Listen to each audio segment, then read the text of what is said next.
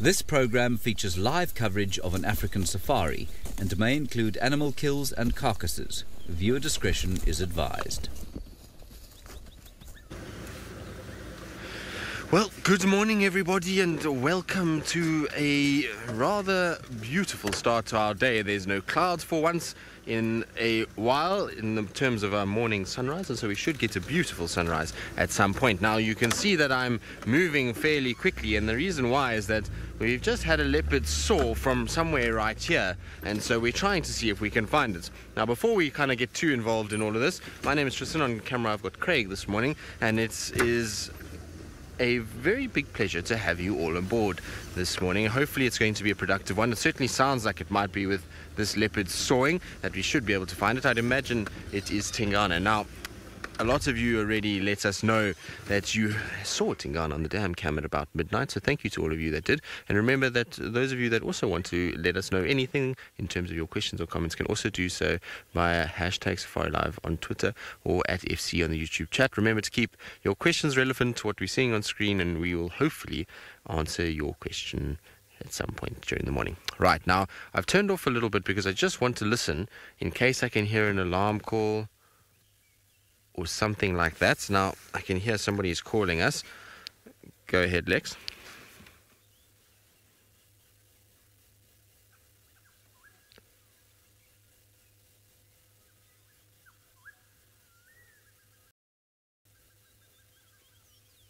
Right, so he's saying that the leopard is calling. Copy that, thanks, Lex. Is calling from... Alright, so it's behind us is what's going on, so we need to turn around quickly. Let's try and do that rather swiftly and rather efficiently, because they're saying that there's alarm calls coming from now the Vuyatela Dam area, which is where I've just come from. So we must have just driven around this leopard and he must have taken the shortcuts and we took the long road, which is generally how it is with leopards. They generally do these kind of things. I've also decided to turn in the most awkward place ever, where there's about 400 million turns, but we'll get there eventually. There we go. Well done. Sorry, Craig. Lots of turning for poor Craig to kind of keep looking out for danger signals. Right, there's a little diker that's run away. Okay, so if there's Impala's alarm calling, it must be more to that side, because I can't hear them from where I am at the moment. Right, now I'm not the only one out here. We've got Sydney this morning who's going to be out on walk, so let's send you across to him so you can say good morning. A very, very good morning and welcome to the beginning of the guided walk. I am Sydney from Niconico, and I'm traveling with Senzo. I even got one of my students with, as well as my game scout. We are going to be with you this morning, and we'll try by all means to get you see quite a lot of interesting small animals as well as the big animals. For your questions and comments, you can follow us on Twitter, hashtag SafariLive. You can also follow us on YouTube chat stream.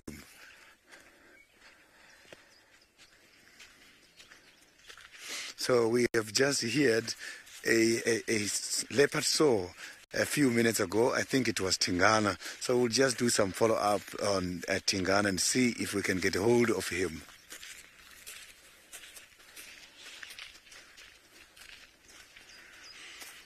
So there are no tracks at the moment where I am.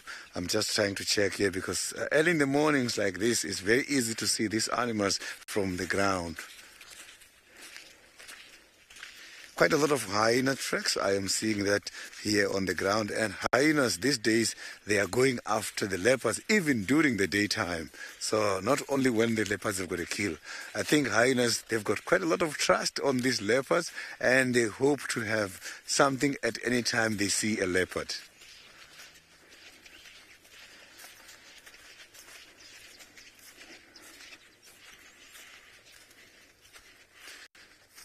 So at the moment here where I am by the quarantine is peace and quiet. I am not seeing any activity of the small prey such as the impalas or the duiker as well as steenboks due to the presence of the big predator at the moment. Yeah, and that is what I'm going to try for you this morning. Maybe we might see him, but I know Tingana is very much shy on a guided walk. I will just try. Maybe he's going to give me a chance this morning. Who knows?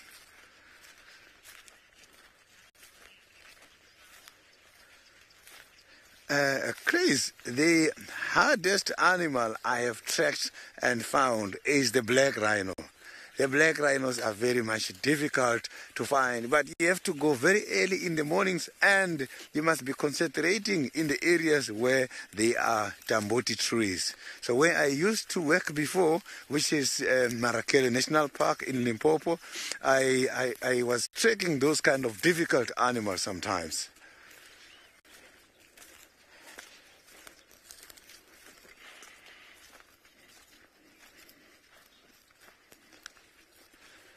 So there is quite a lot of bad calls, but none of those calls is part of the alarm calls. So the birds this morning are just very happy singing. They are not yet irritated by the presence of any of the predators here. So now let's go to Tristan, who is trying to find a leopard. Maybe he's trying the same leopard driving. I'm sure it is, Sydney. So we are trying to find it. We can hear Impala's alarm calling, but I'm just trying to work out exactly where it is. So we're just sitting quietly now.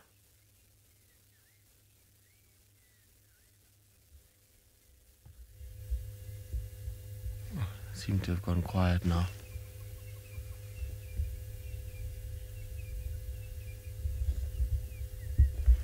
No, I can't hear them anymore, but they sounded like they were calling this side, which is not the Vuyatela Dam area, but they've gone quiet. I don't see any impalas. I'm trying to look for them now. If impalas are alarm calling, they're generally quite visible because they'll stand up quite straight and they'll sort of heads up and they'll shout towards wherever the predator is. They don't really run away, so they should still be standing wherever they saw that predator. And it sounded like somewhere this side. Just can't find them. I don't know where they've gone. It was so far in the distance that it was tricky to pinpoint exactly kind of where it is. No, not a Franklin. Okay, so not here. There's no impalas this side. Let's try go back a little bit then and see if we can try and find these impalas and where they are. They might be in a block somewhere we just can't see from the road, and if they're not shouting anymore, it's going to make life a little bit more tricky. But they were shouting from somewhere in this general vicinity to the north of the dam cam. I might have come a little too far to the north of where it might have been, but I thought maybe the impalas often like to hang around this little open clearing, that they might be here, but it doesn't seem like it. So let's try and head back towards the Vuyatela Dam area and just see if we can pick up any audio once again. I thought it was somewhere this side, but I might be wrong. It's difficult sometimes to hear exactly what's going on when you've got an earpiece in. Kind of you lose hearing in one ear, so to try and kind of get the balance between that, you've got to sometimes kind of really concentrate a little bit, and so far we haven't really concentrated all that well. Now I wonder if it's maybe not inside here. Maybe I was a little bit off in my estimate of where it could be. There's definitely no impalas that I can see this whole side here, so I've got to just try and find the nearest impala herd, because that is the one that we're looking for, that is going to be shouting, and well, was shouting. By now they probably have stopped already, which is a bit of a shame, because when impalas stop shouting, it makes it very difficult to find these guys, particularly if they've crossed through these thickets. It's going to be quite tricky to find them. I didn't see any impalas down this side, so let's see. There's also sun is about to rise as well, which is going to be beautiful if we can just find this cat now. It's always the case when you've got a cat that's calling around you, impala's alarming, but you just kind of feel like you're always that step behind. It can be quite frustrating at times. We hopefully should catch up though with whoever this cat may be.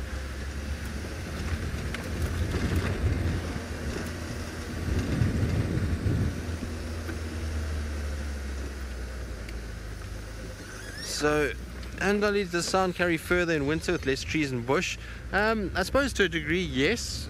Also, there's less sounds in winter than there is in summer. Summer, you get a lot of noise that's created by various insects and birds and those kind of things, and so less background noise, so you can hear sounds clearer. Also, sound travels better through cold air rather than hot air.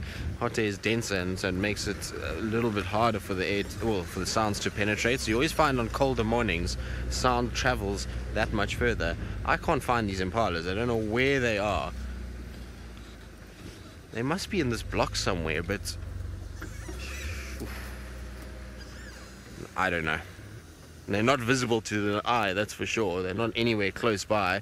And turn off again and let's just listen.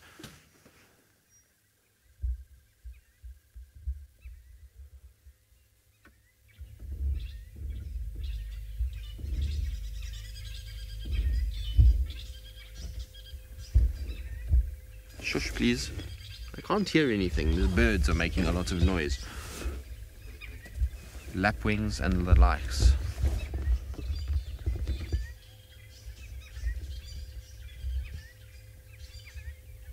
Nope, I can't hear anything anymore. Alright, well, let's see what we can do. I'm going to try and see if I can find these impalas. I don't know where they are now. They must be somewhere in one of these blocks way away from the road. But while we try and find this cat, let's send you back across to Sydney and see what his thoughts are with Herbie. So you can see that here there is quite a lot of evidence that the termites are staying in this area, and these are the termites who are concentrating on this kind of grasses here on the soil. And here where I am is a disturbed area. You can see a wide space of this area is much more open, and with the grasses trying to establish themselves. So these kind of termites here, they are eating a lot of grasses, and this grass covers helps in order to and soil erosion. So when the wind is blowing, because the termites are eating a lot of grasses, which is helping, then when the wind is blowing is when it's going to take away the top part of this soil. So these termites here, they are building the nutrients. At the same time, they are exposing this area for the sun to heat and for erosion to take place. So I can see it's much more open here. This is like a deforested area. So animals, the herbivores, when these areas are recovering, they keep coming back to the same area and eat a lot. So they give these grasses that we are seeing here a lot of pressure.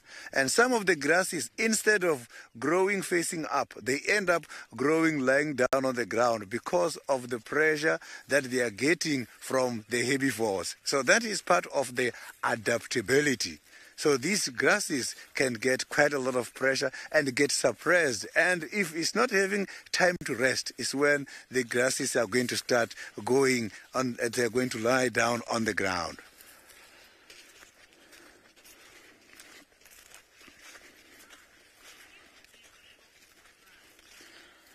Zara, I prefer to do the bushwalks. Why?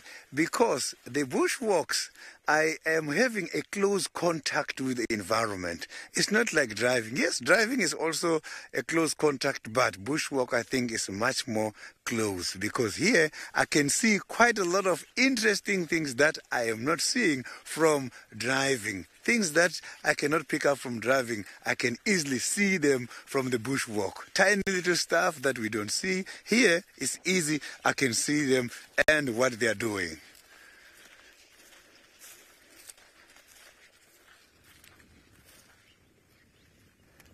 Courtney, the stick that I have got, every time I'm going for the bushwalk, I'm having it because when I come across a track, I've got to circle it and show you the direction of the track so that you can easily see. Otherwise, it's just going to be difficult. I'm going to have to draw it from my finger. So this stick helps me. It's a walking stick which helps me in order to talk to you and to point things. Some of the droppings can also be very dangerous. I don't have to touch them. I don't even touch them with a stick, but I can be able to just point them so that you can see. But if I want to open the droppings, then alternatively, I pick up sticks, new sticks from the bushes and do that so that I can explain nicely.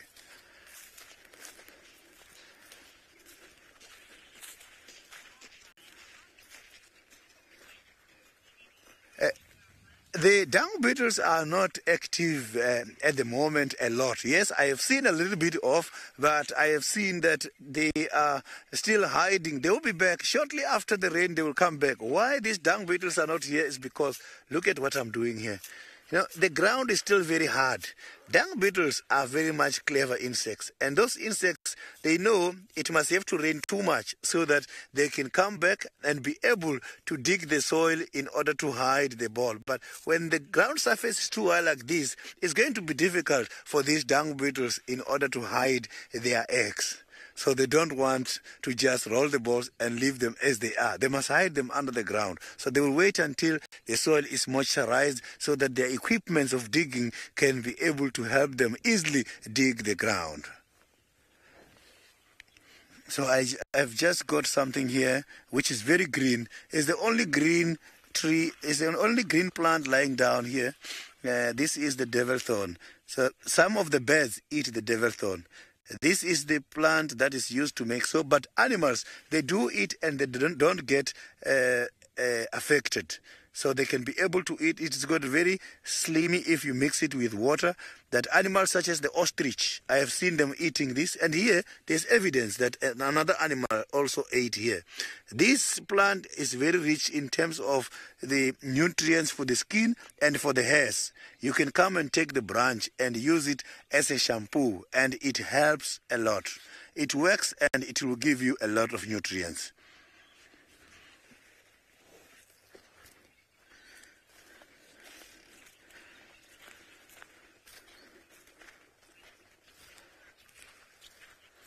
So now we can go to Tristan, who is still driving, looking for the leopard on a very wonderful sunrise.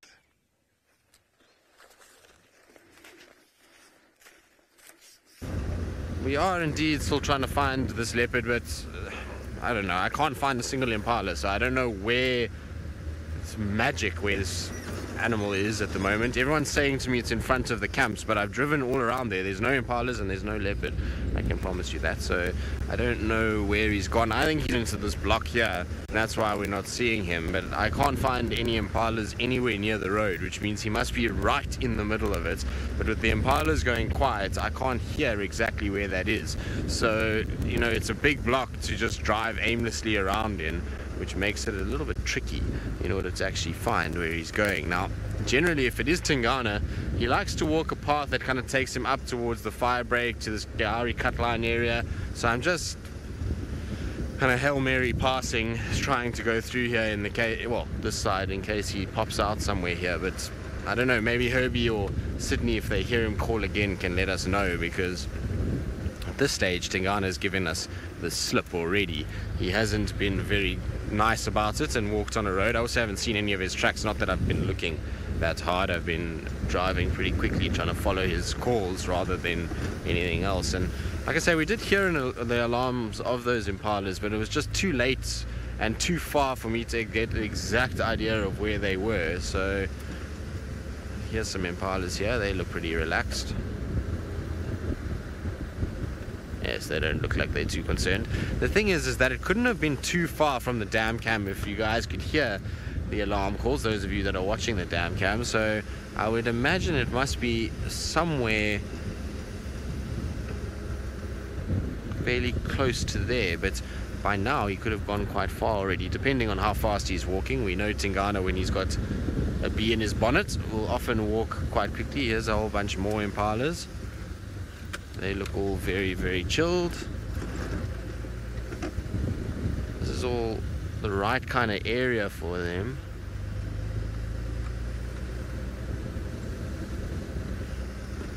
Big cat love? No, we can't, unfortunately, because this car doesn't have a thermal camera on it. So there's no thermal camera, and plus the thermal camera, unless he's within eye range, basically, we won't pick him up at all. And now that the sun's up, I can see just as far as what in fact probably further than what the thermal camera will be able to see. Then thermal drone, Sebastian's on leave, so we can't get that up either, as he is the only one qualified to actually fly the drone. There's more impalas here. They're all coming out of the block. So lots of impalas on this side, which I suppose would tend to suggest that maybe he's walked in this direction. don't see a leopard anywhere. Yes, good morning, Franklins. Hello. I wonder if he didn't come into this block and these impalas are all coming this way. So, Michael, any updates on Shadulu? Shadulu was seen, when? 2 days ago, crossing into Djuma. Was after one of our drives, though. I can't remember. It was... When was it? No, it wasn't 2 days ago. It was already about 3-4 days ago now. She was seen crossing into Djuma, so she's absolutely fine at this stage and still doing her normal thing. Now, I don't know, maybe somewhere here is where he could potentially have been.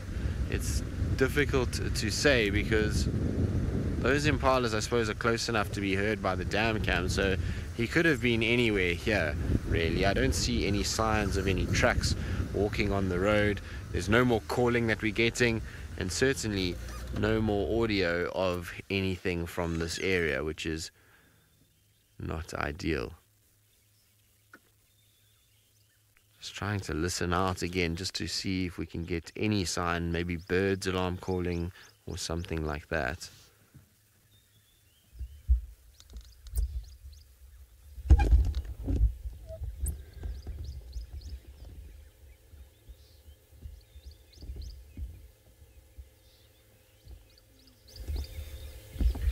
I'm a bit worried that if he's gone this way that he might have crossed Gari Cut Line, and if he's crossed Gari Cut Line, well, then we've got a major problem in finding him. Let's just listen again. Still nothing.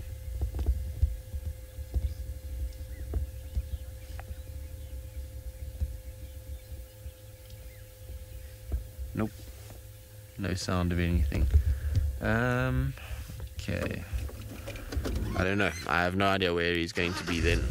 It's very tricky. We can go back round the Gari Cut Line way and just see. I mean, that's where most of the impalas are, but unfortunately, I don't think that we're going to have much luck here. I think we've missed the boat, unfortunately, which is not good. We had a good opportunity to find him, but I think we've missed it now by not actually finding him when those alarm calls were happening. The problem is that he also could have stopped calling because of the time of day as well. Right, we're going to try and see if we can hear anything again. While we do that, though, let's send you back across to Sydney. I am just trying to investigate here something because I can see that one of these animals has been here. Look at all this. These are all coming from the amarula tree. So, but now I just want to pick up one of these and check. So, but by looking at this, I can see that the tooth marks, these animals who ate here, it is not a small rodent such as the rat. This must be the squirrel. So the squirrel is the one who was eating on this nut. This is from the marula tree. So the squirrels, they do climb marula trees for safety purposes, and from the marulas, they also get some of food. And these squirrels are so proactive. What they do is that when the fruits are still highly available, they collect all this and hide it somewhere so that during the dry season or the drought season, they can be able to have something to eat. When looking at this, I can see there's still more inside here. So these fruits has been hidden here in this, log. And I can see that there's also evidence that the ants were also in there. So it means ants maybe were attracted by something. There's still quite a lot. And this looks very big. If you can come this side, Senzo, maybe you can be able to see a lot of them deep in here. I can see that there's quite a lot of piles of these fruits from the amarula trees, which has been hidden by the squirrel. So this squirrel, when they hide this, they also bring some of the fluid. They come and put some fluid so that they can remember, because they don't have one area to hide food. They've got different areas, and sometimes they've got a huge responsibility of moving these kind of fruits away in order to avoid these predators, which is part of their anti-theft mechanisms to avoid other animals from eating. They are not the only animals feeding on this. The rats can also come and take away these kind of fruits from them, dry fruits. They can come and take the dry fruits from them.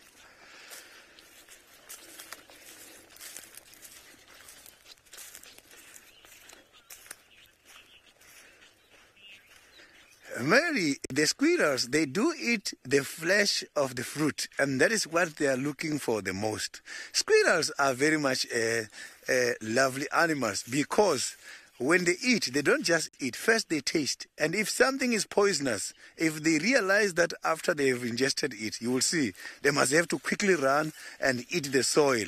So the animals that eat soil, they are called the geophagias. They go and eat the soil. After eating the soil will stabilize the toxic substance that they have ingested, and they are going to go back to normal. Unfortunately, squirrels are one of those animals which cannot be able to vomit. So their digestive system doesn't allow them to vomit.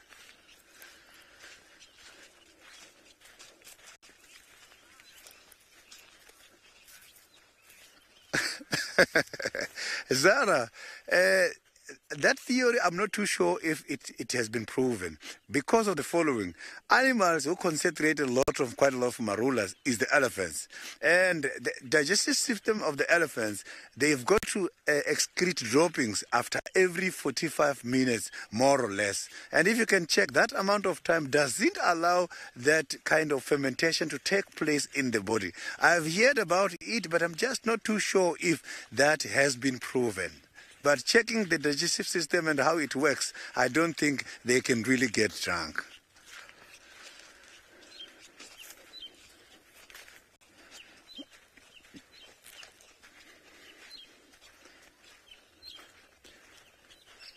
So it seems like now the birds are starting to come back. I can hear some of these birds. Oh, that is the fork-tailed drongo. I can see it right on top. So the interesting part about the fork-tailed drongos is that these birds can be able to imitate the other bird's call, which is what we are hearing. When he was flying across, I thought it's a different species, only to find out that it's a fork-tailed drongo. I've never heard them calling like that before. Listen to that. So maybe that is the call they are imitating from one of the species here in the area. They do this specifically when there's quite a lot of food available. You will see them trying to call as big predators, big birds, in order to chase the small birds away to avoid competition.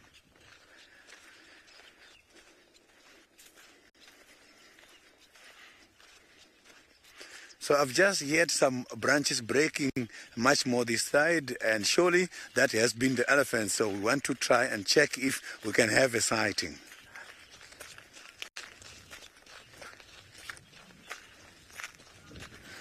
Lauren, the woodland kingfishers, they might be back. Now it's end of October. Before the end of November, we are going to be having these birds back already.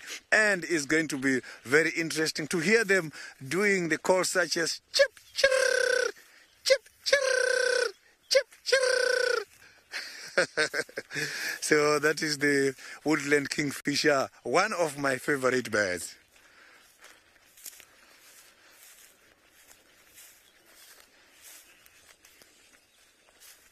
So here I can see that the grass level is different from the grasses we saw when we started. You can see that here the grasses are starting to grow. Maybe this area where I am, these grasses, they are not having quite a lot of high leaf production.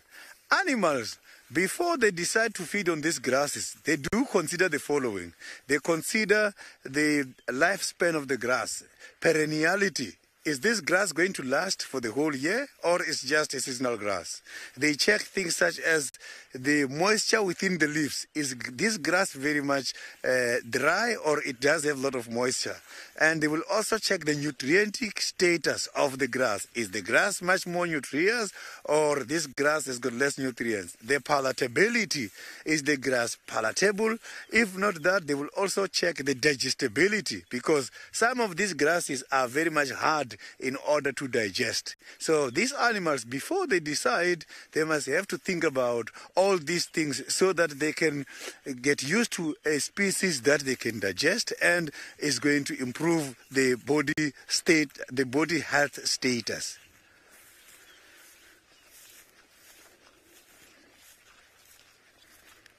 So the grasses that are occurring here, it means the animals are not much more interested. Arantali, the rainy season, we are getting much more closer every day. It's just that it is unpredictable. Yes, sometimes some of the areas by mid-November already they've got good rains here in South Africa, whereas some early December is when they're starting to have heavy rains. Sometimes it can be delayed, and when it's delayed, here in South Africa there is quite a lot of activities taking place to do with the rain. There's rituals that are taking place here.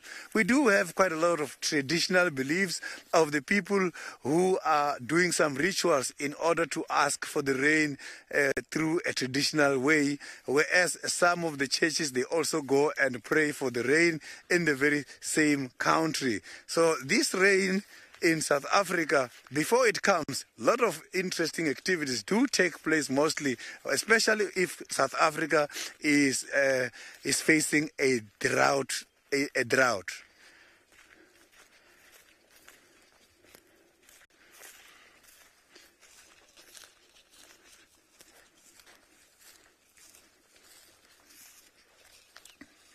So at the moment we are not hearing anything from where I am, but earlier on I did pick up some branches breaking.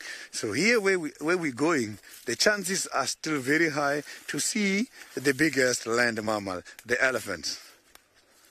So the elephants, I like them because it seems like they've got a very understanding, they've got a good understanding on the management of this field. If you can check here by Juma, the elephants are not even distracting the bush a lot. They come and concentrate at the area for quite some time. And when they see that now the vegetation is going, I mean, if they see that they have eaten a lot from this area, they move on. And they come back here when the area is grown again. That is why if you can check these areas, you will see that it is normal. Not quite a lot of trees has been distracted. Yes, elephants has been associated with quite a lot of destruction of the bush, but I can promise you these animals, they understand, they don't feed until they finish. They move around, they rotate. This week they are here, tomorrow you find them there, after tomorrow in the other side, and they will come back again when the food is available.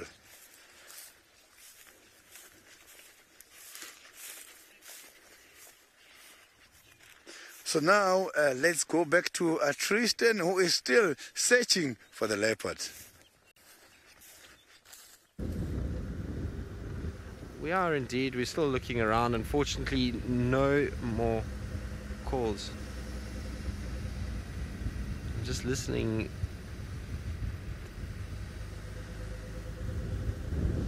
Just listening to Lex, who's on the radio. Lex, we did, but I just caught the end of the alarm calls. It sounded like somewhere in this block between Gari Katline and Vubu and the fire break, but I didn't get a really good direction on where exactly it was. So we're just talking to Lex. We've been sitting with our vehicle off, listening while we've been down, and we haven't heard a single thing. There hasn't been a bird alarm call, there's been no calling by this leopard, and certainly no shouting by any impalas. And that means that wherever this leopard may be, he's either gone to sleep and lay down, or he's passed through the area and is already on his way somewhere else. Now, I didn't see any tracks crossing Gari Katline, which means I think he's still inside this block somewhere, and that could mean that, you know, he's slowly kind of trudging along, moving away. And we know that Tingana likes to walk through here, so we're just going to slowly go back up and along the fire break again and see if maybe we get lucky. I mean, it's going to be a touch and go. If he's gone quiet now, it's going to make life a lot harder to be able to find him. As long as he was calling, it was much easier because we could hear him, and obviously the impala's alarm calling would have helped us, but that's all gone quiet now, and so I think we've missed our chance, which is not good, but we'll persevere. We'll keep having a little look around. Chris, what is the camera screen on the left of my vehicle? So obviously this is the monitor where we watch where the camera is pointing, so we can talk about things. The one above it over here is for a little device called a view probe. So basically at night we turn this on, and there's a small little thermal camera that we've got. It's not big enough and good enough quality to even broadcast off it, but what it does is it helps us to be able to see small little things while we're driving around. So let's say at night we're following somebody like Tingana and we lose him. That little thing can just scan, and you can see it now. It's picking up a heat signature. A little bit tricky to actually do anything with it, because as soon as Craig moves, it moves too. But you see now it's picking up the heat of the car's engine, and so it just shows me a little bit what's going on, and I can pick up kind of roughly the sort of heat signatures. I mean, it's really not good enough quality, like I say, to broadcast, and you can very seldom make things out properly, but it does help with just picking up a little heat as it's moving, and you can then go and find exactly what it is. So it's not as nice as the T1K that we've got on Wendy. Wendy's got the real proper thermal that we obviously you guys have all seen, and can zoom, and it's got an adjustable temperature range. This one just allows us to kind of pick up a heat signature. The only issue with this one is that you can't adjust the temperature range. So basically it picks up whatever is hottest in the frame, and so if there's lots of very hot logs and those kind of things, it can be quite tricky to make out any animal around it. So it's not quite as sophisticated as the other thermal camera that we use, but still a useful tool at night, in particular when you're trying to follow an animal. Not so great for spotting animals, but good for when you're following, that you'll be able to kind of pick up something. You can see also that its field of view is very, very wide. If you look at where it is at the moment, it's kind of seeing the whole bonnet. So that lens is not seeing very far into the bush, and so earlier we were asking why don't we use the thermal to be able to find him. Well, the thermal, like I say, would be seeing to probably the edge of the road here and a little bit beyond that, whereas I can see probably 200 meters further past that. So, you know, it's limited in that regard, but very useful at night when you're trying to worm your way through thickets and keep up with a spotty cat. So it does work quite well in that regard. But yes, that's what the screen is for, and why we have it. You can see the engine's getting hotter and hotter and hotter as we're driving. It's starting to warm up quite quickly, and so that's why that engine will be getting so warm. Come on, Tingana, make one more noise for us that we can hear you. Sorry, Kirst, you're breaking up very bad. Now, Kirst, I can hear that you're trying to talk to us. There we go. Right, now our comms are not very good at all, and so while we figure out what's wrong with them, we're going to send you all the way up to the Masai Mara with a very, very special surprise that doesn't often make an appearance on that side of the world.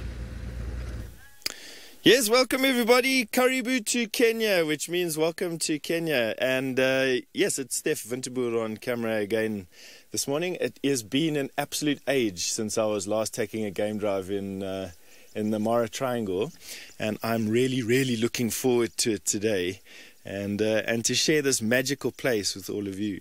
There is a single bull elephant busy drinking water. It looks like he's drinking water, at least, or feeding on some lush grass. There's a marsh there. You can see that he's damp. It's been quite a wet evening and early morning. The humidity here is huge today, and we're expecting some rain, but just have a look at that. Around about 64 degrees Fahrenheit, about 18 degrees centigrade, and with the cloud cover that we've got, it's going to be an absolute pleasure for my bald head. Now, what our plan is today is we're just going to be doing one of my favorite loops. We're going to be following this particular marsh or this particular riverbed all the way to where it spills out just before it joins the Mara River, and we're going to be circling it. The reason for that is that we are at the end of one of Kenya's driest spells now. We're about to go into the first wet season, or the short rains as they say, and they're starting in the next couple of weeks. They'll last for a couple of weeks, and so this is about as dry as what Kenya gets, and all the animals are clustered around these few wet areas where the vegetation is still nice and lush and there's still surface water to drink, and I'm expecting that we are going to have some nice concentrations of game around these areas. Well, that's what I'm hoping for, at least anyway. As you know, I don't do this very often, and so I'm a bit out of practice, so you'd excuse me if we don't see anything today, which is highly likely. Just like my friend James, we are repellent, it seems, to cats, although James seems to have been doing very well over the last couple of weeks. Kirsty tells me that you're all saying welcome back, and thank you very much. It's an absolute pleasure and an honor to do a game drive and host a game drive for you all today. And I'm really, like I said, really looking forward to seeing what we can do. Let's have a look at that view there. There's that elephant, the same one again. And there in the background is one of those marshy areas. If you follow that line of trees, you will see that that's the Mara River, the world famous Mara River, where all the footage, the dramatic and quite disturbing footage of wildebeest flinging themselves off of cliffs into crocodile-infested water, that is the Mara River. And there, just in the foreground, is an open plain. And it's between sort of these umbrella-shaped trees that you see in front of us and that line of dark forest in the back that we will be going to today. And I'm hoping that somewhere in there is something exciting. Lots of black rhino in that area, lots of buffalo, lots of lion, lots of hyena, lots of elephant, and perhaps when we get to those trees, even a leopard or two. Although that, I think, is a little bit of wishful thinking on my part, to be honest with you.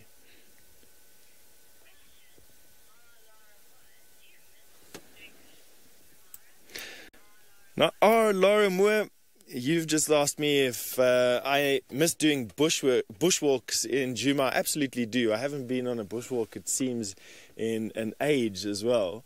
And it's nice, especially this time of year. You'll note from Sydney and from Tristan's drive today, you'll notice how dry it is there. We're about sort of 20 days late or so from our big rains in Djuma. And from now until about April, we're expecting the rains at least to increase. Well, we're hoping at least anyway. October is known as hell month out there, and it's because it's so dry. But just to make a point about the walk, it's really nice in October because all the big animals are clustered around these last water holes, and you can have some incredible experiences with elephant and rhino and buffalo and lion on foot. Out here, unfortunately, no walking. We just do running in the afternoons. Now, Laura Moore, you want to know if we can do bushwalks in the Mara? We pretty much do a bushwalk every day. We just don't take cameras with us. We can't do bushwalks inside the reserve. That's not permitted. And up on the top of the escarpment, we don't have any receiving points for our signal. And so we are lucky enough or honored enough to be able to just run through there every day. There's some vultures in the tree in the top left-hand corner. And there in the background, you can see some houses. That's from a village called Mara Rianta. It's one of our close villages here, and those are some tendrils, and that gives you an idea of how close people live to the Mara Triangle. That's about the closest village to the edge of the park, at least anyway, and there's no fences, and there's a hot air balloon as well. One of the absolute privileges of coming on a safari in the Mara Triangle, although Greater Masai Mara Game Reserve, is being able to go on a hot air balloon ride.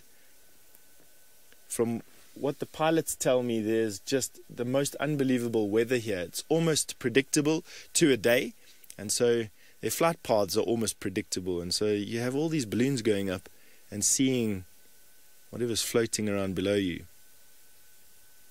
And that's just a fantastic shepherd's tree.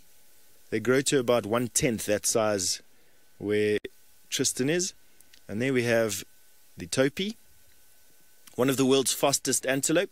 For those of you watching out of North America today, they have got a very similar body design to your pronghorn antelope. That is your fastest antelope as far as I'm aware in North America. And you can see that sloped back, the very well developed shoulders, and that very typical face, you'll recognize some characteristics.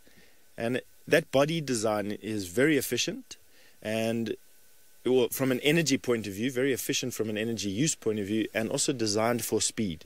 These guys can top about 80 kilometers per hour. The only thing faster than them out here is cheetah. And that is a herd with a baby. Two babies on the left-hand side, those fuzzy blobs that are supremely camouflaged in the grass here. Although, to be honest, it doesn't really help them. Right.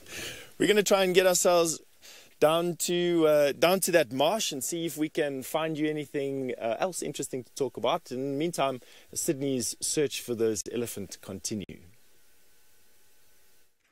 So we are still searching for the elephants, and we just got an audio earlier on, and I'm still following up on it. But I've got something here on the ground. Something has been happening, and I want to share with you this. When looking at these drag marks and how these holes are dug, this is telling me it was a big lizard. So you can see here, there is the drag marks going all the way up here. So this lizard, maybe it was looking for the scorpions, because if you look here, if you look how this hole has been dug, this looks like a scorpion burrow. So this is where the scorpion is staying. So you can see the shape of this looks like the body of the scorpion. And if you can check there a little bit on top, you can see that the soil has been taken off a little bit. Maybe that was because of the tail when it was going in there. So this is an active hole. If you look at it nicely, it shows that it is an active hole. So the scorpions are using this area a lot. And this kind of reptile who dug here is the rock monitor.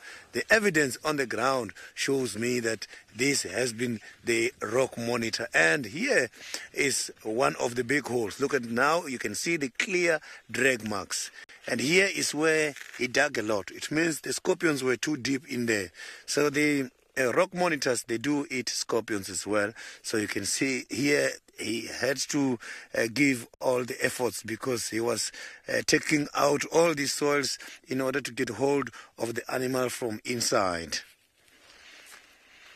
So I never saw them having the scorpions, but this is telling me they do eat the scorpions. I have seen it, that they do eat scorpions. Maybe one day I will come across these rock monitors having some scorpions. Carol, I'm just going to go back to the hole so that we can try to measure from my stick.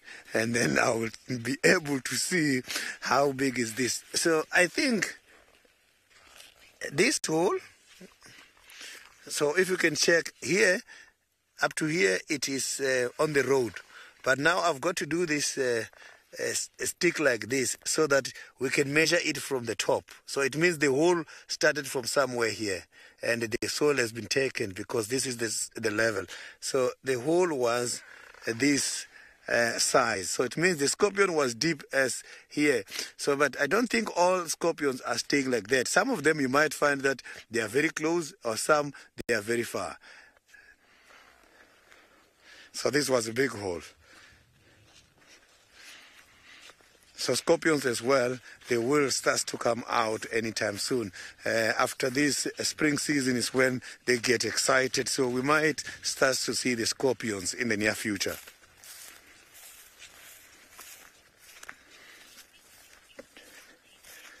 So now let's go to Tristan, who is now at the hyena den.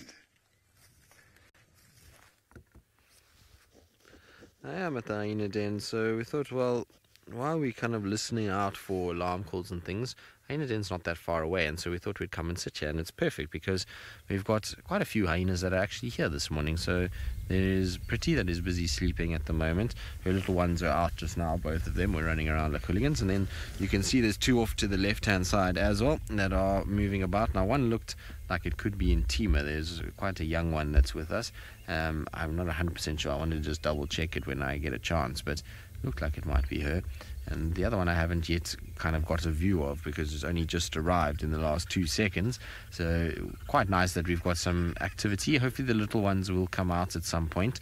They were out for a brief few seconds and then kind of went off into the hole. So I'm pretty sure they will come out again at some point. I wouldn't be surprised if they just kind of nervous on the sort of approach of another hyena. So we just wait and see. I'm hoping that they do come out, because they are super cute little things. But isn't it nice to have a hyena den again, just to kind of see everything that goes on at these particular places? Dances with dirt, yes. If I had to get out the car now and walk to the den, you'd find they'd all run away. They'd be very irritated, but they would run away from us. So most of the time with hyenas on foot, if you're walking around, they'll see you and they'll kind of either, I mean, they don't typically get too phased in terms of that they'll just see you and run. They're not like Tingana on foot. They're a little bit more kind of relaxed in that, but they'll see you and they'll just kind of walk and keep a certain distance from where you are and make sure that no matter what you kind of do, that you're not too close, and if you get too close, then they just walk off a little bit, much like it's doing now. That would be kind of the way that they'd walk away from you. Sometimes if you sit down, they are quite curious and they'll come a little bit closer and see what's going on. But if I had to walk towards this den now, I would definitely cause a stir, and they would all run off at first, but they'd probably be a little bit irritated by it. Now there's a little one poking its head out. It's just coming out. No, now it's gone back in. Of course it has. When we talk about it, it goes back in again. So let's see. We're going to have to be patient here and just wait, and hopefully the little ones will come out. When the other hyenas all start to settle down a little bit, then you'll find that the little ones probably will make their way out towards Pretty. So Michael, you say Intima, so Intima is the one here just in front next to Pretty, so I was right that it was her. And Corzo, which is one of the clan males, he's moving off down the road and is gone quite far already, so he's not actually here anymore. He's disappeared, which is maybe why the little cubs went running back in, is that they saw a little male, and so they were checking out what was going on. What surprises me though is how Pretty is not really that worried about Intima. Now Intima is the daughter of Riven, who theoretically should be much lower ranking than what Intima is. Oh, there you are, little ones. Hello. So you see now that Corzo the male has moved off. Now you can see these guys are coming out to say hello. Aren't they cute? Hello, little ones. Are both of you going to come out, or is there just going to be one brave one going to eat mom's paw? They really are sweet. And you can see the little spots are starting to come out now on these ones. Hello. Wonder how brave they're getting. It can't be very comfortable to have your feet bitten by these guys. I mean, they have razor sharp little needle teeth. You can see them there. There you go. You can see she's moving her paw away. She's saying, no, I'm not food. You can't eat my paw. Very, very, very cute. No, don't eat my paw. It's not going to stop this little one. It's now just going to pin mom's paw down. How cute is that? There's Intima just watching from the background. Now the tail's being played with. So Pretty, you are in for a tough morning by the looks of things. Your little ones want to play around. Maybe they're going to suckle a little bit. I would imagine though that they already have suckled, given that, you know, the way that she's lying, neither of them was squittering or complaining about food and making a noise. And so I think they've probably fed already, because otherwise if she lay like that and they were hungry, they would have run in. It's now time more for play and to teeth and bite and kind of go after the paws. But isn't that cute? Look at the way they waddle around. Little baby hyenas are very cute. I'm going to inspect Auntie Intima.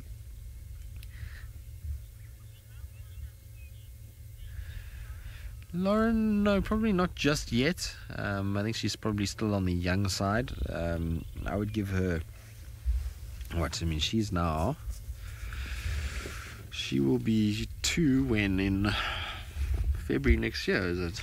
Was that when we first saw her? It was around there, if I remember correctly, February, March, somewhere there. So no, not just yet. I'd give her probably another year before she'll be having little ones. She's still got a lot of growing to do, but look at that. Isn't that sweet? The little one is just rubbing up on her. That's very cute. And Timo being quite gentle with them. Now, Timo can be, she's quite an interesting hyena. She's got lots of kind of, she's got, I don't know what the word is for her. She's quite brazen and very sort of stubborn. She's the one that's been having all these games with Rosano lately, where they just go back and forth chasing each other around, and so she seems to be quite good at just being sort of, what would the word be? I don't know. Patient is not probably it, but belligerent is probably a better word in terms of not giving up food at any point. Now we've got some. Yeah, there we go, word of the day. Kirsty, belligerent is what we're going to go with for word of the day. So it's not a bad one, I think. Right, now we're going to sit now that Timo's maybe moved off. Hopefully the other little ones will come out. And so while we wait for the other ones to come out and see what they're going to get up to, let's send you back across to Steph, who's still sitting with his ellies. And now that we've got some patience with Tristan at that hyena den, we can come back here and have a look at a dark bird on the end of a dark stick. That is the very beautiful lilac-breasted roller. And if you just look carefully in your screen, you'll see that lilac breast. It's just a vehicle that's passing, where it gets its name from, and just one of the iconic birds of Africa. Was one of the most epic sunrises that we've seen, or that I've seen in a very long time. Mainly because I don't get to see too many sunrises. Right, we've also got some ellies here, so I'm just going to cross the road a little bit. And this is such a nice herd of elephant. This is a typical elephant herd for Africa and Kenya in general. You're looking at between 8 and 12 individuals, all headed up by the matriarch of the largest, strongest, oldest female, which is this one here. And just have a look at what a magnificent female elephant that is. She has got the biggest tusks that I've ever seen on a female elephant. And I know that my memory is getting a little bit patchy as I get a little bit older, but you would agree with me that there's been, on a rare occasion, we've seen female elephant with tusks that size and that length. I really cannot place in my mind. Anyway, so she's the most magnificent female elephant I've ever seen, and she would be the matriarch of this herd. Now, all the female elephants in this herd will be related to her. Just another vehicle passing. We're on one of the main roads. I'll get off it as quickly as we can. But just to finish off there's all the large female elephants in this herd are related to that old female. There will be her daughters, and then the smaller ones will be a mixture of the matriarch's daughters and their daughters, so her grandchildren. But just have a look at that elephant that's trailing the back here, that one there. She's missing the tip of her trunk. Here's a hot air balloon in the background. That is that black and red bulb you're seeing poking out of the trees. But let's see if this elephant, she's got no tusks. Oh, she's got one tusk. She's missing the other one. It's fairly common for elephant to have missing tusks, broken tusks, or no tusks at all, to be quite honest.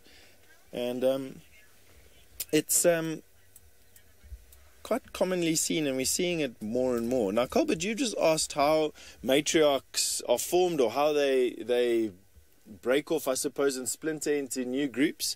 As soon as the elephant herd gets bigger than 12 to 15 individuals, you'll find that a herd splinters off. So as soon as this herd does really, really well, all the babies survive, and you got a couple of old matriarchs, two sisters together perhaps, and the herd reaches a critical mass, usually over 15 individuals. The oldest female, the next oldest female, will split off with her siblings, and not with her siblings, will split off with her children and their children, and will create another herd. You can see this matriarch coming over to inspect what this youngster is eating. She doesn't like the fact that she's not sharing in it. Now, can you imagine the wisdom that's in that forehead that you're seeing poking out there? She knows what fruit trees are in fruit when, what to do when it rains, what to do when it doesn't rain, where to go when predators are around. She knows all the big bulls in this area. She knows what to do when there are people around, or where to go if there's a food shortage.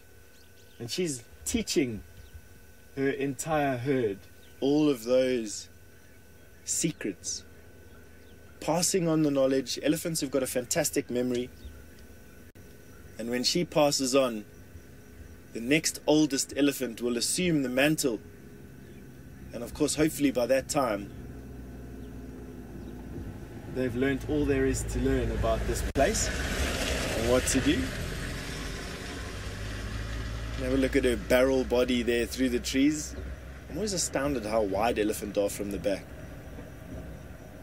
And it's mainly because they are bulk grazers. Their digestive system is uniquely designed to be inefficient. Elephants they need to create... Look at that fat belly coming out. I wonder if she's got a baby inside there. Her baby that's walking next to her, that's the small one on the right-hand side there, is definitely old enough to have a brother or sister in her tummy, although she does just look like she's been eating really well. Wow, she's wide. But absolutely, I think there's definitely more than a chance of there being a baby elephant inside there, as well as a very contented full belly. In actual fact, the more I look at her, the more she just sways from side to side. That's so epic. There you can see the two babies. Really, they don't go out of contact with their mothers for up to 5 years. And then if it's a female elephant, they won't be out of contact of the herd for the 60 to 70 odd years that they live. And so they've really got a strong sense, a bond with their elephant herds, strong sense of community. They help each other. And they're just always together. It's just such a nice thing to see. Now that is one of the walls of the Rift Valley that you're having a look at there. We're far west of the eastern wall of the Rift Valley, if that makes any sense. So we're closer to Lake Victoria than we are to Nairobi.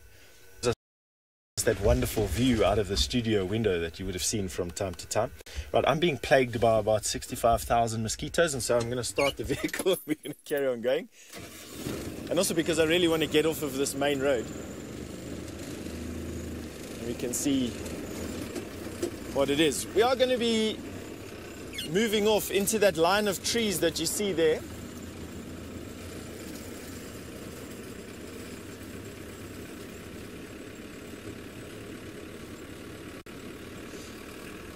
Chazelle, I think, did I get the name right, has just asked if elephants have to learn how to use their trunks sooner in the Mara because of all the grass. That's quite an interesting question there. Let me think about that. You won't find that answer in a book, and so I'm going to try and discuss it with you and see if we can come up with an answer. So baby elephants are born without the use of their trunk, very similar to how baby humans are born without being able to walk or use their hands, and it takes a long time to be able to learn how to use it, to have the muscle coordination and the muscle strength to be able to work this flappy appendage at the end of your face. So it takes about 6 months for a baby elephant to start to be able to drink water with their trunk. They'll flap around branches and grass for about 6 months to a year before they really have the fine motor skills and the brain coordination and the muscle tone to be able to work that massively complex appendage. So by the time they get to about a year old, the 6 months that they've taken to learn how to use their trunk, is that sooner or later than the elephant would be in the Kruger National Park or somewhere else? I'm going to say no. I'm going to say that they probably mature at about the same time. They probably learn how to use their trunk around about the same time. And it's got really nothing to do with the vegetation and more just learning how to use this appendage. Very similar to how you would have been or your children would have been learning how to walk or learning how to pick up a spoon or a fork with your hands and put food into your mouth with it. Learning how to eat with a fork would probably be the best example that I could use now. We are going to pass here quickly and offer some apologies for disturbing you. All right. Okay, we're going to get off of this road. It's a bit bumpy going forward, and so you don't want to watch me bouncing around. So let's go and have a look at the tracks that Sydney's got to show you. Look at that. This is a very lovely track I can see here on the ground. It's not only one, and here I've just circled down. The direction of this track is going this way. So let's just check carefully this track. So this looks like a civet. A civet has got a broadly cat-like appearance, but it's not a cat. So it just looks similar to the cats. So this is from the civet. You can see that the lobes, they are much more smaller. It's quite a very small track of this size. And the toes, especially if they are on a soft sand, you will see they are very nice and round. So these cats are much more active at night. You can be lucky sometimes and see them during the day, but it's very, very rare. I only saw civet once during the day when it was threatened by some other animals feeding. So this kind of animals, they mark their territory from the secretion of the anal glands, and they've got some other body sense. People are also using the civetoin, the civetone. This civetone is kind of a chemical which is coming from the secretion of the anal glands, which can be used in order to make perfumes and in order as well to stabilize the scent of the perfume. Imagine it's a civet perfume. That is interesting. Oh, here comes another track. This is for something very big.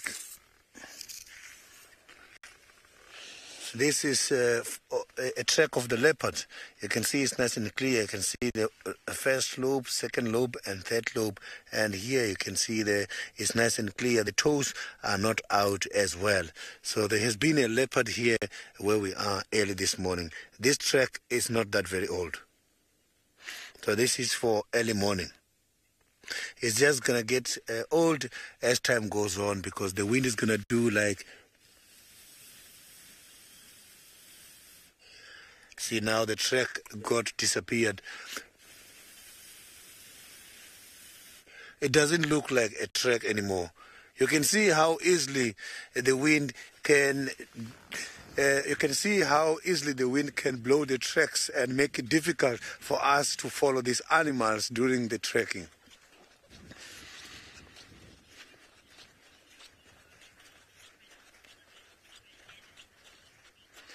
Niconico, the civet and genet, the appearance of the head is more or less the same. Remember, we've got two types of genet. We've got the large spotted genet and the small spotted genet. But in terms of the size, the civet is much bigger. It can weigh up to 15 kilograms. And the genet, the small genet in size is very small, and the large spotted genet is quite big but has got a very, very long tail. So the civet is way much bigger, and they're both having spots, and they both secrete a very strong scent. So you can pick them up from very far. During the day, they hide in burrows and they hide by the trees. By the big holes by these trees is where you can find them hiding during the day. So the tracks for the genet is very, very small, and the track for the civet is much bigger. So we are still following the audio of the elephants here at the moment. So I just want to go up here and to try and see if we can be able to see very, very far. So, but now, while I am climbing up here to see if we can see these elephants from far, we can go to Tristan, who is by the hyena den.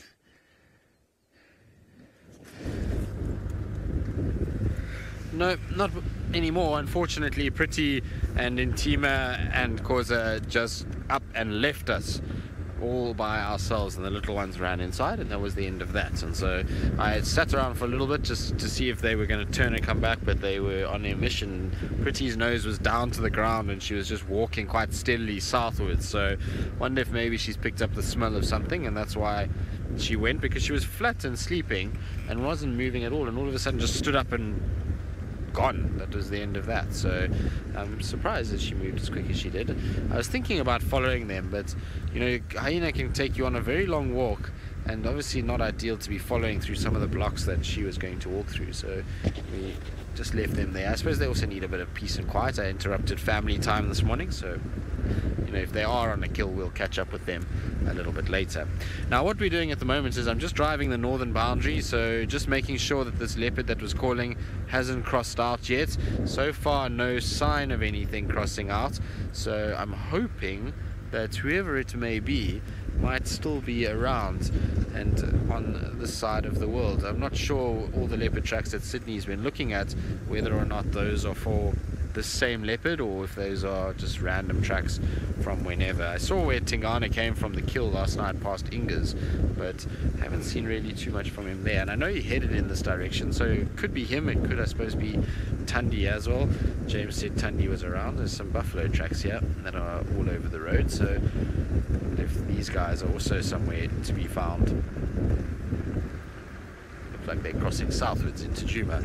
I also heard lions calling last night, so lots and lots of different kind of options. We're going to try and see if we can find all of these different things, and so while we do that though, let's send you to somebody who's not struggling at all to find anything this morning, as he's going from one animal to the next up in East Africa. Now, around this marsh that we're going to be spending the drive around, I was expecting to see a lot of animals, and so far we haven't been disappointed. We've seen topi, elephant, and now we're looking at some male waterbuck. These are not the same waterbuck that you find in the Sabi Sand where Tristan and Sydney are driving around in. These are Difasa waterbuck. And for me, their horns are a little bit smaller than the common waterbuck, which we find further south. But their body sizes are around about the same. So we're looking at around about 500 pounds for a full-grown male waterbuck. These look like three youngsters together, although we'll see if they decide to stand up. We might be lucky and see some body size. That one on the far left looks a little bit bigger. They do get a bit bigger than that. And these antelope next to Nyala and Bushbuck, Sitatunga, are some of the most aggressive antelope that you can find. I know this because I've got a couple of friends who are on game farms, and when they capture a waterbuck to trade, that's like people farm goats and cows and sheep, people in South Africa farm wild animals, they are particularly nervous around waterbuck. And when transporting waterbuck, you can't transport bull waterbuck with any other species, they'll kill them all. And you've got to be very, very careful that you don't get cornered by one, because they'll stick their horns straight through you. And it's just such a bizarre thing, because you don't see waterbuck particularly aggressive out in the bush until they are vying for the same food source. And then waterbuck almost exclusively dominate a patch of grass. It's just the vehicle slowly dismantling, but that's okay. Land Rovers are designed purely to dismantle. We'll put it back together on the fly. Now, they are grass eaters, so they are grazers, and just lying in a patch of fantastic grass. If we pan slowly to the right, we'll see other grazers as well. I can see with my naked eye some elephant, another herd, two herds in fact. And further south, well, not further south, excuse me, further deeper in, further east. I'll just get my directions straight here. I've got Manu who's actually on camera with me today. Please excuse me, I didn't introduce him. He's just shaking his head thinking, how the hell am I going to be getting home if Steph doesn't even know what direction we're facing in with the sun just above the horizon. I'm just seeing layers upon layers of elephant. Now that's the marsh that you're having a look at there. You can see that greenish tinge to it, and the lack of trees. And that's because trees really find it difficult to germinate on super saturated soil. Now, the fact that you're looking at, was that me or you? The fact that you're looking at a band of trees along the Mara River there sort of contradicts what I've just said there, that trees can't germinate on super saturated soil. But you do have riverine trees, so trees that are supremely evolved to grow on the banks of rivers, and that's what you're looking at here. But general savanna trees really can't germinate on a super saturated soil. Excuse me, with this open communications there, I've pushed something and now Kirsty's talking. So we're just going to sort that out quickly. We're going to be sending you all 4,000 miles south or so to Tristan, and we'll catch up as soon as we fix this issue. Well, we haven't found a leopard, but we have found some lions. Now, who these are, I'm not quite sure. There's two lions that we found here, both of them fairly young, and there's tracks for a big pride all over the road. Ooh, this lion looks sore. shame, girl. What's going on with you? Are you anal, my girl? What's wrong with that back leg of yours? I wonder if this wasn't sustained during the kind of sticks. If this isn't the Nkuhuma Pride, it might not be Nkuhuma Pride. Difficult to see. I mean, they obviously on the northern side of the boundary, so I can't get any closer. We're gonna have to watch them kind of drift away. So I'm not sure if they're part of the Nkuhumas. I'm not sure who this pride could be, but oh, there we go. She's walking a little bit better now. Look, it's still ginger, but that looks a bit better. It's a shame. Girl, are you sore? No, still very sore. She's trying to put weight on it, which is the good thing. If she's trying to put weight on it, it means that she's trying to kind of can hear her calling as well. Contact calls, but the tracks on the road are definitely for more than just 2 lions. I'm pretty sure that there was more than this that was here. Now, can you hear them calling? I don't know if maybe the rest are further in, but I'll go back a little bit for, there you go, you can see the one kind of disappearing, and she's still got a bit of a limp, but it's getting better the more she's walking on it. The more she seems to kind of be able to put a bit of pressure on, so maybe just gets a little bit stiff and sore when she's kind of around. Now, I'm not sure if anybody was able to ID her or who these are, but like I say, tricky to know. The whole road is just one big set of lion tracks, and so either these two have been walking up and down here the whole night calling like this, or the rest of the pride has already crossed over to the north and we just haven't unfortunately been able to catch all of them kind of around. But that's them disappearing northwards into Buffelshoek, unfortunately, so we're not going to be able to follow them any further than that. But at least walking a little bit better now. A bit ginger, but much better now that it's heated up. Oh well, unfortunately that's the way it goes. Sometimes you get this kind of luck where you don't really get everything staying where you want them to stay, and they all disappear kind of northwards.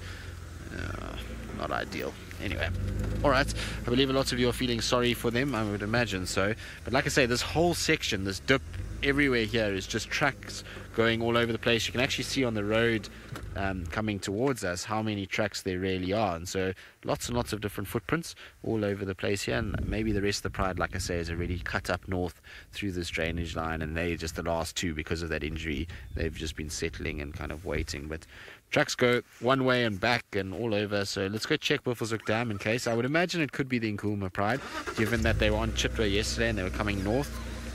So, you know, I'm pretty sure it could be some of them that are here. Maybe it's the missing lot that's the others were looking for yesterday that Brent was talking about, but it seems to be a lot more tracks than that. I can see at least 3 or 4 sets here of footprints, and like I say, they mill about and then they go down the road, back up the road, but most of them are now coming this way and none are really going back anymore. So I think the rest of the pride, unfortunately, has gone. Now I do need to let others know that there were lions here, so that they can go and kind of look for them. Stations long distance visual of 2 lionesses mobile north into Buffelshoek, just on the eastern side of this drainage line of Gari Cut line.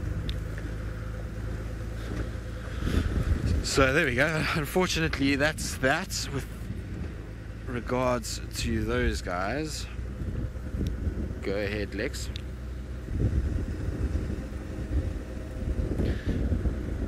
So, one of our Nico viewers, you asking, can lions get really hurt when hunting? Of course they can. They can get killed. If they get hurt by a buffalo or something like that, they can really get themselves into a lot of trouble. So it does happen. Now it looks like there might have been a little scuffle here with buffalo. You can see the kind of buffalo tracks and even the lion tracks with it. So there's some of the lion tracks there's where the buffalo were, and so I think there was a bit of a fight here between them, which could have caused, maybe that injury came from that exact thing. So this is where the buffalo would have been lying, and then the lion tracks kind of walking through the middle of it.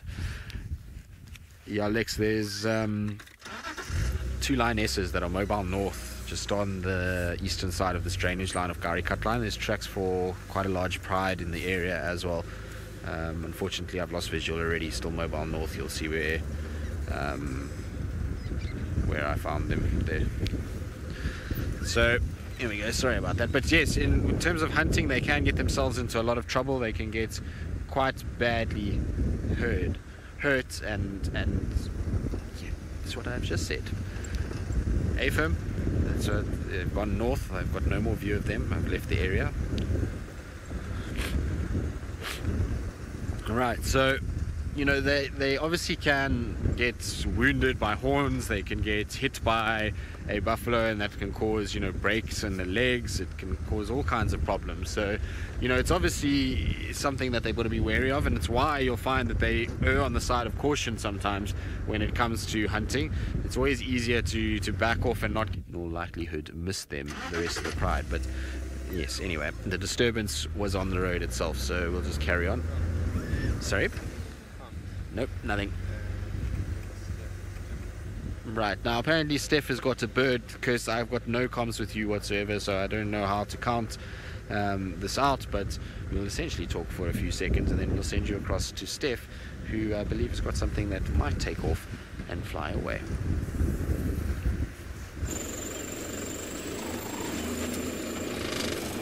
We had a bird, but you're just going to have to settle for the reflection of the sunrise in my bald head, unfortunately. It flew away, as birds are so often apt to do. As soon as you see them, they get a fright, or they get a bit nervous, they get a bit camera shy, and then they move off. Which is also a blessing, to be quite honest, because this particular area is plagued by a tiny little fly, it's probably an ant of some sort, because as soon as you squash them against your skin, they secrete an acid, which is fairly common for ants. And I must be honest with you that the burn that I have along my neckline and into my shirt across my shoulders is starting to get interesting.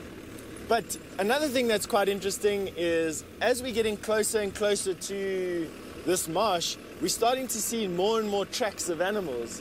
And there are fresh tracks of a black rhino that we just saw about 10 minutes ago. And I'm hoping that that rhino is in some of the thickets in front of us here. Black rhino, of course, one of the rarest of the large mammals that we find in the world, in Africa, and definitely one of the rarest to see on a game drive. All we'll do is we'll have a quick recce of an area here. Hopefully we get to see something. Usually a good indication of any... Oh, here's a jackal right here.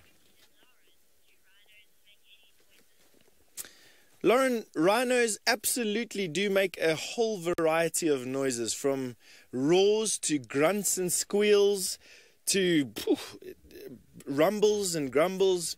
They've definitely got a very, very high... selection of noises that they can make. Now, that moving piece of fur that you're seeing in that bush over there is the sort of half of the rear end of a black-backed jackal. One of my absolute favorite animals. They are canids, so similar to a coyote. There we go, in the thicket there. And I like them because they've got fairly high metabolisms and they're always busy doing something. And they've got a very big brain, and which means that the stuff that they're doing is usually, it's usually quite characterful. So they're always busy because they need to eat because of their high metabolism. There's a safari car zooming past some elephant. And because they got fairly high intelligence, they can quite often utilize food sources that are out of the general sort of range of what animals do, and so they follow around things like honey badger.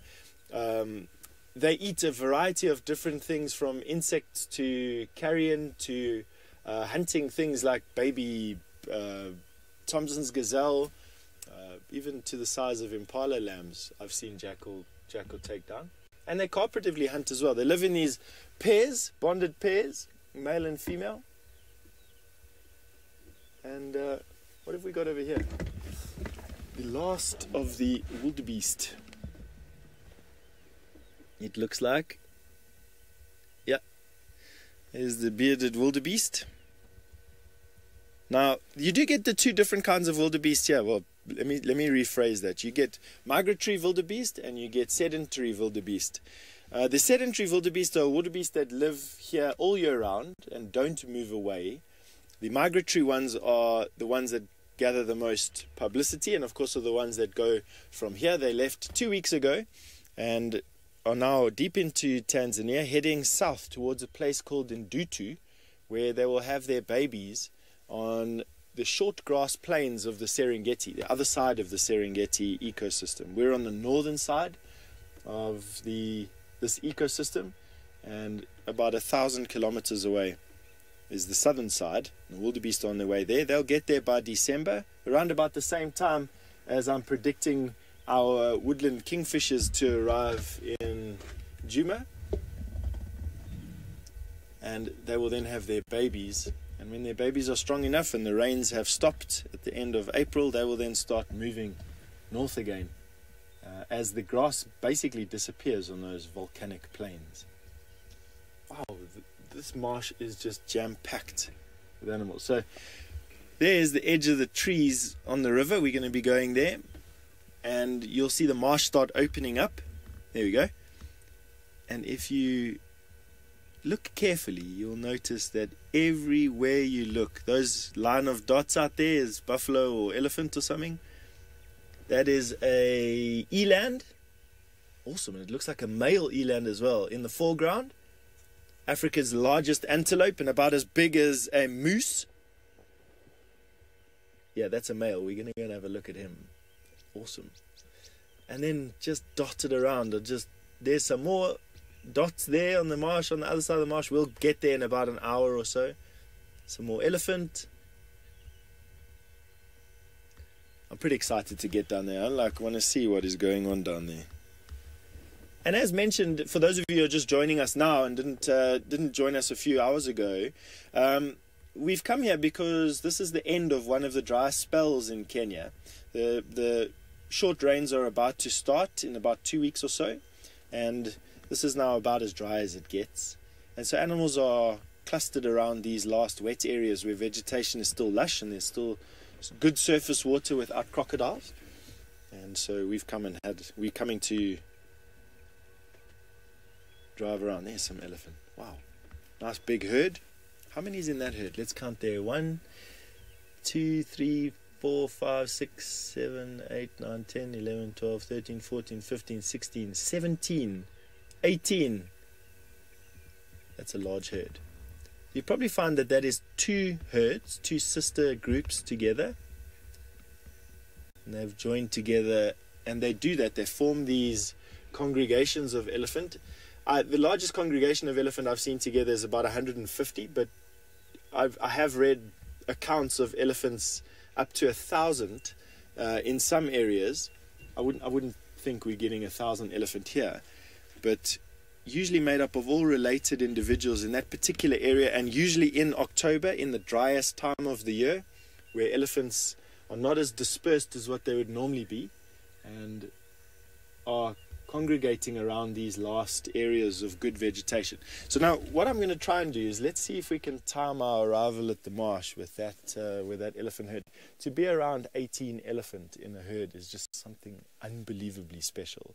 So let's go there and see if we can get there, and also to go and get closer to that male eland, because that is not something that you see every day. Female eland, common. Male eland, for some reason, not so common. But while I head down there, why don't we go and have a look at the elephant that Sydney's looking at? I am right now following the elephant trumpeting. They are in this area. We are just not too sure if they are right here or much more that side. As we can see, the tracks on the ground are showing them going everywhere.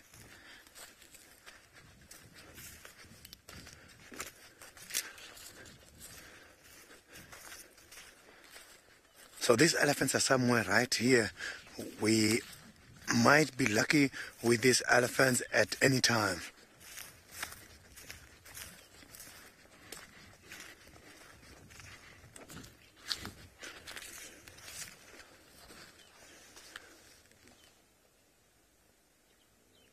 So these elephants, we just hear the noise coming from these bushes here. but I'm not seeing anything yet. We're just gonna carry on. Let's now quickly go to Tristan. Peaks out of the next 8. Well, sounds like there's a few little gremlins that side, so hopefully that gets sorted out, and hopefully Sydney finds these ellies that have been giving him the run around all morning. I hope that we also find our leopard that's been giving us the run around. So both of us are still seeking, yet have not found. At least he can still hear his eddies. I think he's on a slightly better course than what we are. But anyway, we're going to still look around. We're going to see what is out and about. It's a pity those lions went north as quickly as they did, because it would have been nice to kind of confirm exactly who they are. There's tracks there that I don't know, there's something about it that didn't look like the Nkuhuma pride to me. There was tracks there that were small. They looked almost like a male leopard sized track in amongst them, which I'm not sure. I don't know the Torchwoods well enough to know if they've got smaller cubs than what the Nkuhumas had. But those tracks look quite tiny, which would mean that, I don't know. I mean, it's possible they could be the Nkuhumas. Maybe I'm just reading too much into it, but it was interesting. They've come all the way from Cheetah Cut Line along the boundary and then gone north. So, like I say, could be Nkuhumas. Was there an Nkuhuma limping yesterday? I didn't remember seeing one limping. I don't know, maybe any of you saw that? No, I also didn't see any limping, cursed. So I don't think it can be that. Let's hold on. It looks like there's a track here. Of course, it's in the worst possible place for a track to be. Oh, now I've driven over it, haven't I? Let's see. Yes, I did drive over it, so no. Oh well, okay. Let's just carry on. If it was a track, hopefully there'll be another one somewhere along this section that we'll be able to see it, but no, nothing there. Okay, well, I might have just driven over the only evidence that we have, which won't be very good. Culvert, what species of animal do I wish we could see more of? I don't know. I suppose there's lots that I would really want to see more of. Pangolin would be one for sure. Aardvarks would be another. Caracal, I think they're very cool animals, so caracal would be quite nice. Wild dogs, cheetah in Sabi Sand, both of those we don't see that much of them, so I would quite like to see a little bit more of them. What else? That's about it really, I think, animal wise. Polecats would be quite cool to see more of them. African weasel would be quite cool. A platypus. Well, if we saw a platypus here, I'm afraid, Kirsty, somebody would destroy it because it's not allowed to be here. So maybe platypus would not be the best thing to have out here. I'm just saying, because I don't really want to feel, I don't want to be the one that has to remove it. I know they are cool, Kirst, I agree with you, but they are not indigenous, which means they're not allowed here. And so, unfortunately, somebody else, I'm not saying me, I don't set the rules, Kirst, somebody else will come and take your platypus away, and you won't be able to have it anymore, I'm afraid, which will make everybody quite sad. So, no, I'm just trying to think what else. There's obviously a lot of birds, but in terms of mammals, you know what I would like to also see here a lot more of would be a sable, actually. A sable antelope. Now, for those of you who don't know what a sable antelope is, it is probably got to be one of the most beautiful animals that you could ever see out here.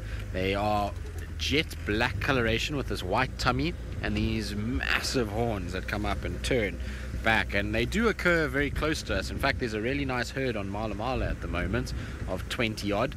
There's 27 of them that side, and then there's been a few that have been seen on Manyaleti recently at the main dam of Manyaleti. They haven't quite come into Buffelshoek yet, and there used to be one that used to cruise around, and in fact it was actually seen on the dam cam a few years ago. So if you don't know what a sable is, I suggest you look it up. I don't think I've got reception to be able to look for one. Let me see if I can try and quickly pull up a picture of a sable, because they really are incredibly beautiful animals. One of my favorites In fact, it's probably my favorite antelope. So I'm going to try and see if I can find one for you quickly. Sable. There we go. Right, now images. We've got to try and find a nice big bull because the bulls are really quite spectacular. That's probably a nice-ish picture of one. Wonder if it will go kind of full screen. Maybe not. But there we go. That's what they look like. They really are magnificent creatures. Isn't that nice? So you can see that kind of black body, white face, big horns that kind of curve backwards. So I'd really like to see a lot more of these guys. Like I say, they do occur in these areas, and so you know they are around and have been seen recently, and particularly when it's dry like this you find them coming in towards the Sabi Sands. It's not the most ideal spot for them at the moment, but it's interesting, way back when the Sabi Sands, before it was really first kind of started off as a game reserve in terms of photographic tourism, they used to obviously tried to do a lot of farming here. They also used to built the railway line that went through from the Kruger Park area called the Salati Railway Line. And when they had all those workers doing that, they used to feed them sable meat, because the sable was considered a trash animal here. There were so many of them that they didn't really know what to do. And actually, in fact, impalas were considered to be trophies of rarity. So you would find that the impalas would be, really kind of looked after, whereas the sable was just whatever. It was there were numerous big herds of them, and so they used to shoot those to feed everybody, which is crazy when you think about it now. We don't see them at all, but yet there is impalas everywhere. So things have changed somewhat, and it would be really nice if we started to see more sable numbers coming back. Like I say, they really are a spectacular looking animal. So for me, that would be one, and obviously then all the others, the pangolin and aardvarks and caracals, but those are all nocturnal animals that we see here. Right, now we're going to carry on. We're going to see what else there is in store for us this morning, but while we do that, let's send you back across to Steph, who's still looking at one of the other antelopes I wish that we got to see here a little bit more often.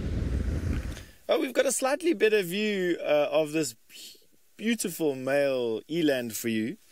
Very similar to how sable are fairly uncommon in the Sabi Sand. They do arrive though in the dry season now in October, and eland do come off of the rocky places onto these marshy areas during the dry season, and we have got one of the biggest male eland that I've seen here. In fact, I've only seen 2 male eland here. Hundreds of females and calves, but you don't see males often. And he's come off. And you can just see, I know it's a male because of that big dew. Well, females have got a dewlap as well, but their horns are slightly more slender. Males also have a ruff of fur between their 2 horns on their forehead. And in an incredibly big bull, these are 2 youngsters. In a big bull, they'll go in almost blue color. They lose all their hair on their body, and they go in almost blue color, and then that fluff or ruff of fur on their forehead sticks out. It looks quite comical. It looks like somebody's stuck a piece of fluffy carpet or mat on their forehead. And they really do become bulky. Bulky like a beef cow becomes bulky when it gets old. And that is the largest antelope in Africa, weighing about 1,200 kilograms, so you're looking at just over 2,000 pounds, and around about the same size as a moose that you find up in Canada.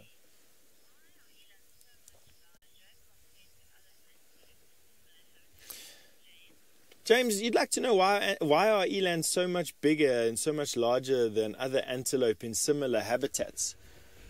James, that's a difficult question for me to answer. So what I'm going to try and do is I'm just going to try and rationalize it. The larger you are, the less likely you are to be preyed upon by any of the predators out here. And so size definitely helps to shed predators. Now, the only thing that can hunt an eland successfully out here is a pride of lion, and a very lucky single lion. And so where they live in the rocky areas, on the vegetation that they live in, being the size that they are less prone to being preyed upon. Larger animals also need substantially less food, relatively speaking, to keep up a healthy metabolism. And so the larger you are, the healthier you'll be from a food point of view. And so the areas that they frequent, which are rocky areas where vegetation is relatively sparse, they eat highly specialized grasses, high in protein. Some zebra there. We're just busy panning around this marsh. Obviously, the aim today is to try and see what diversity in what volume is hanging around this marsh. And so while I'm yakking about the size of things, Manu is busy panning across, and there's some zebra, and we've just seen, I don't actually know what we were just seeing, some topi, I think. And we'll start seeing other things that start coming out of the grass here while I finish my point about being large. And so size definitely has an ability to help you overcome environmental factors that would limit something smaller. So if I were to make my point, I think that being large definitely helps eland avoid being preyed upon by the vast majority of predators, with the exception of prides of lion. But prides of lion don't come off the plains. They like to live on the plains, and eland are rocky mountain or rocky area specialists, and so they almost exclude being preyed upon because of their habitat choice. And then the second benefit is the fact that they need a lower volume of food to keep themselves healthy, relatively speaking. Things that are small with high metabolisms need to eat virtually close to their own body weight in food every single day just to stay healthy, whereas eland wouldn't have to do that. Once they've got a belly full of food, all they need to do is top it up, and they can do that easily from the sparse vegetation that they find in the rockier areas where they frequent. So I hope that answers your question. I'm busy drawing facts from obviously a couple of different places or reference points in my memory, and then from what I've seen as well, but definitely that would be my answer for you there. Okay, let's keep on going. We are going to see what else is there. We've got that large group of elephant in front of us. We've just seen the eland, zebra, and the topi. Nico, you'd like to know if an eland is bigger than a zebra? So zebras are around about 250 kilograms, so 500 pounds. Eland is roughly double that size at 1,000 to 1,200 kilograms, or just over 2,000 pounds. So 2 zebra equal 1 eland, if that would give you a size comparison. And to use something around your house, the biggest of your beef cattle that we're finding around, so the largest beef cows are about 1,200 to 1,500 kilograms, to give you an idea of how big an eland is. Although eland stand a little bit taller than the biggest cows I've ever seen. Or 2 horses, or 3 donkeys, 4 donkeys maybe even. Big. All right, let's keep on going. We're getting now closer and closer to this marsh, and I'm getting more and more excited. I mean, the sheer volume of animals that we've seen so far has been quite astounding.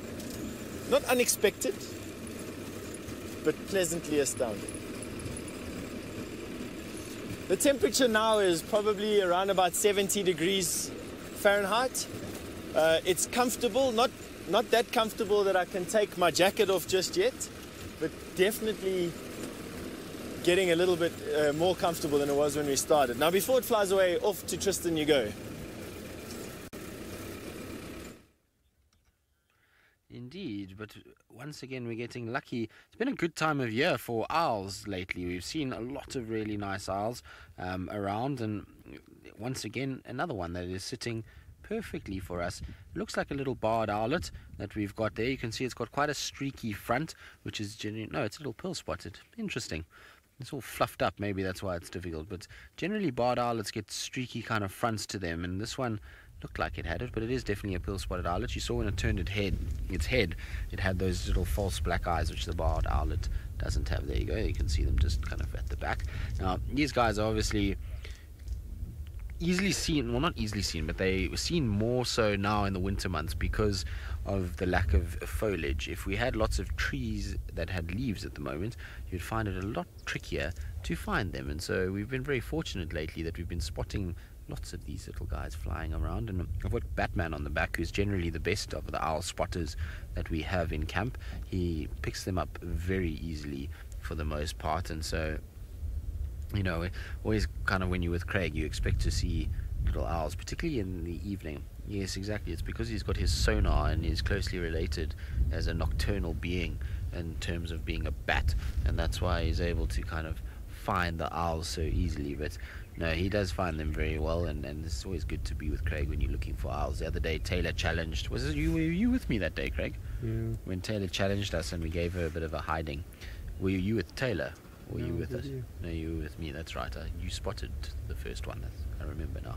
But that was quite funny. Taylor issued us with an owl challenge and miserably lost. I think it was about 3-1 by the end of it, and we even missed one of them. So, you know, it was a bit of a kind of hammering. It was a hoot, yes, that we won. Now you can hear the helmet strikes are coming in and causing a lot of issues. They are kind of making this owl's day very unpleasant. Look, they dive bombing past it. They alarm calling a little bit, and once they realize the owl is sleeping, then they'll leave it there. Now I just need to talk to Lex quickly. Lex.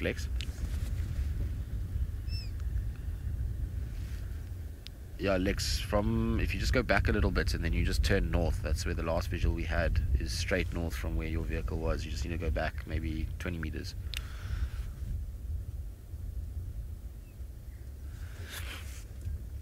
So just letting the guys know where those lions have gone. Anyway, while we kind of admire our little owl, let's send you back across to Sydney, who's finally caught up with those big grey pachyderms. I have got a small herd of the elephants. They are right here. I can see them from where I am. These elephants are not aware of our presence at the moment. It is a very good sighting, despite the wind, which is changing direction all the time. But I hope this wind is not gonna let these elephants know about our presence. So I'm just waiting to see if these elephants are gonna come and cross in front of us. It is a breeding herd. I can see the little ones from here.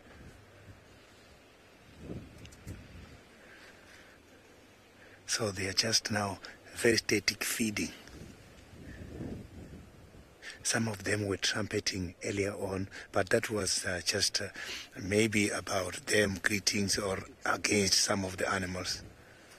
It was not about our presence. These elephants, I'm very sure they're not aware of our presence at the moment.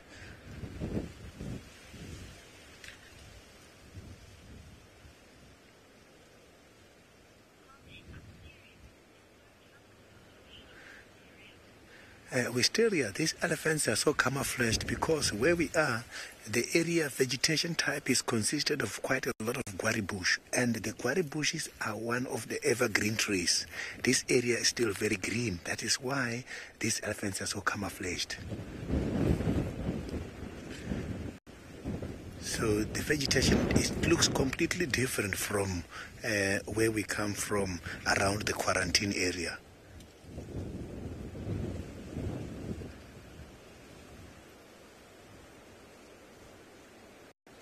The wind is heavy at the moment here, blowing towards the northern side, going from the northern side of the reserve towards the south. So we are approaching from east. The elephants are on the western side.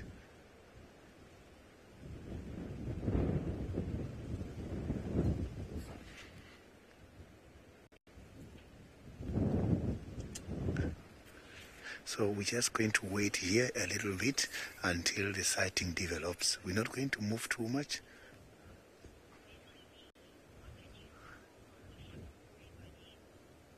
So we can smell quite a lot of things. We can smell the scent marks. Some of the scent marks smells like popcorn, specifically for the cats. We can smell droppings. We also do smell the animal body scent, like the elephants. their droppings. And other animals such as giraffe, they also secrete a very distinctive smell you can pick up from a distance. Buffaloes as well, they smell different. So we can be able to even distinguish between these different type of animals just from the sense of smell.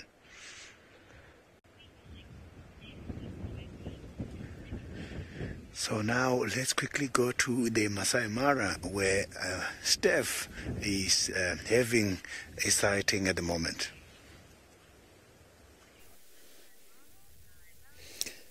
We've got such a nice herd of topi to show you. It's one of the largest herds of topi that I've seen recently. And a lot of the females have actually got mud on their horns. Now, horn thrashing or mud thrashing in this particular sense isn't an uncommon thing for antelope to do. But with these types of antelope, look at all the babies. Isn't that just amazing? Basically, every female's got a calf at the same time. So I'm going to abandon my talk about horn thrashing for the moment and just talk about why all the babies are the same age. Very similar to how in the next couple of weeks we're going to start seeing the impala in South Africa start to drop all of their young around about the same time. Topi do the same thing. They have a breeding season and all the females will come into estrus around about the same time, and therefore they'll all give birth around about the same time. And what that does is it saturates the area with youngsters. And so while a few of them will be caught, the far majority of them are growing as the predators work through their meals and getting stronger every single hour.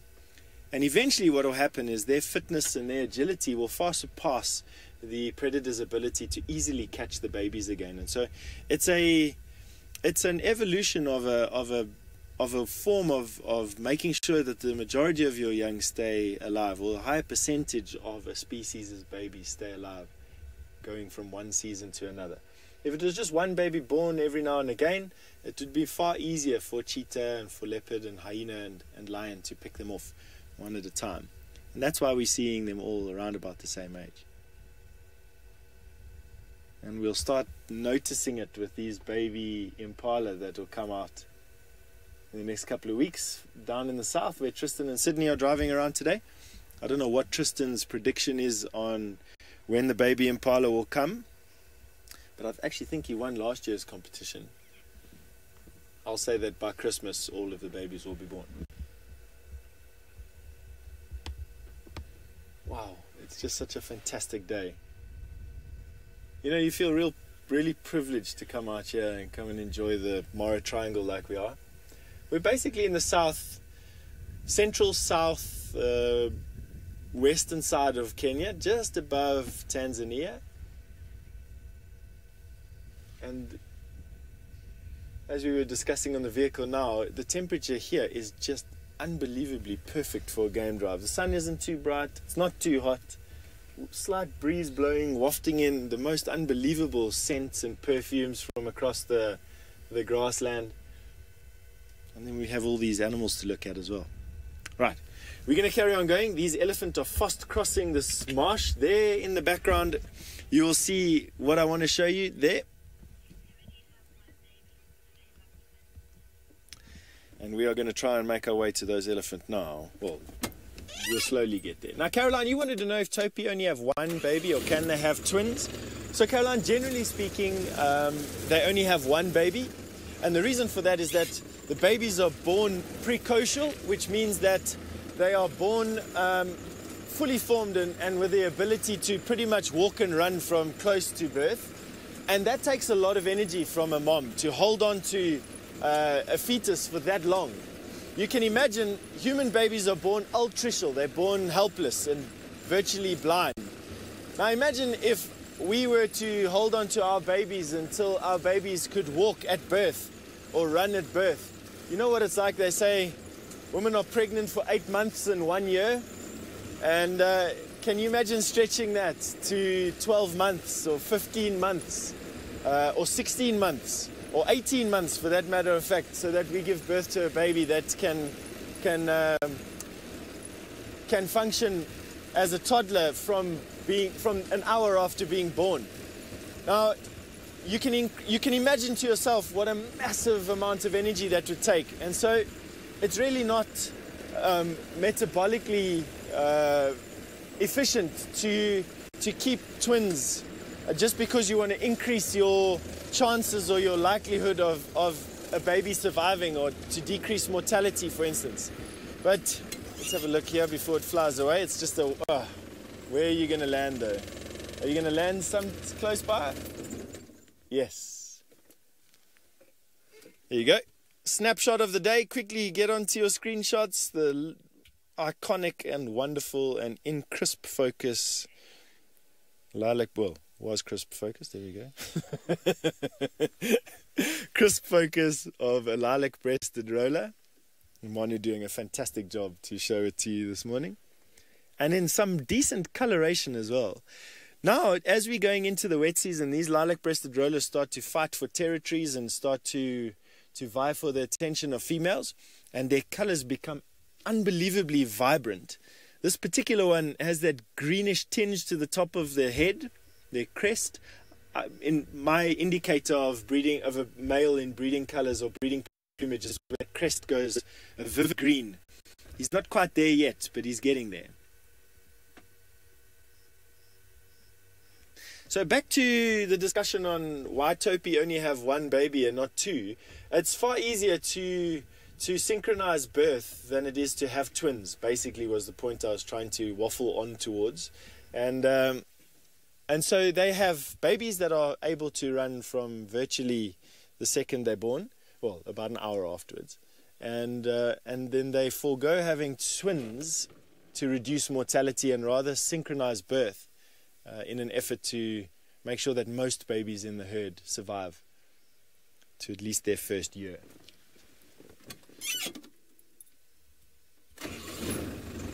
Right, onwards we go.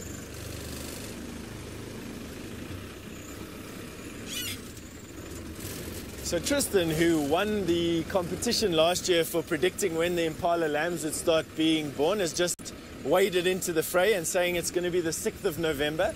And it's because it's his birthday and he wants to see an impala lamb on his birthday. And to be honest with you, it's probably a pretty good guess at when the impalas are going to be born. And I actually think that he won last year. He was very close to winning it last year by deciding on it. Now, there's always the odd chance that because of the phases of the moon, impalas are born into, or in the next couple of days or toward the end of November. But I think a fairly good guess is the 6th. I don't know what the impala are looking like out there where Tristan is. Usually they become these barrels, these poor female impala holding on to these lambs. You can see the hooves kicking inside them as well. And it's at that point that they shed their calves. Okay, so we're going to bump onto a main road here, and then we're going to try and get to the other side of this marsh so that I can show you that massive herd of elephant. And so why don't we go and have a look at what Tristan is doing, driving around, while I pick up speed a little bit. Well, Steph, enjoy it. It must be quite funny for Steph to be out and about in the Mara. Steph is not the most happiest of guys in a vehicle, so I'm pretty sure he would itch to walk around there, but he must be enjoying at least being out. I know often when he goes to the Mara, he ends up just staying in camp most of the time, and so I'm sure he's quite enjoying the fact that he can be out and actually be in the field and go and see some things. Anyway, yes, Steph, we are driving around. We are back in the same area where we had all the alarm calls and the vocalizing this morning, just hoping that maybe since we were last here, a track has come out. But alas, no sign. So I'm going to go quickly just check Gallagher Pan. Not because I think there's actually going to be the leopard that was calling, but there could be a different leopard there. You never know if Hosanna is lying around. Should there be nothing here, I'm then going to head southwards. I'm actually going to go and check the kill that Hosanna and Tingana had, because even though Tingana left it, you never know, maybe Hosanna is still hanging about and milling about in that area and we'll be able to find him somewhere there. That's the idea anyway. Whether or not we're going to be right, it remains to be seen, but we certainly will try. Now it sounds like the lions that we saw just now have somebody else went, or Lex went and followed up there, and he's managed to find the rest of the pride. They're about They were about 30 meters from where we last saw those lions, just north of that, behind that thicket where we can't see. The rest of the pride was lying behind there, so that's why they all kind of, well, the two moved that direction. And he not sure just yet if it is the Nkuhuma pride, but he said he'll let me know once they've kind of confirmed who exactly it is. But interesting anyway. It was a pity that they went that far north. Why they couldn't have just lay next to the road. Right, now it sounds like Sydney's got something. We can't hear what it is, so let's go across and see what the mystery is. I have got the elephants now right about to cross the road. I can see that this head of the elephant is going to cross the road at any second from now. This is going to be a lovely sighting. The first one is just about to enter the road now. Look at that. I can see the trunk is approaching the road. Look at that. You can see now the elephants are about to cross the road. This is becoming a beautiful sighting. So the elephants are so peaceful at the moment. So you can see that the elephants, when they're not aware of our presence, they don't mind. They just carry on as usual. There's quite a lot of them behind that one, which are also following.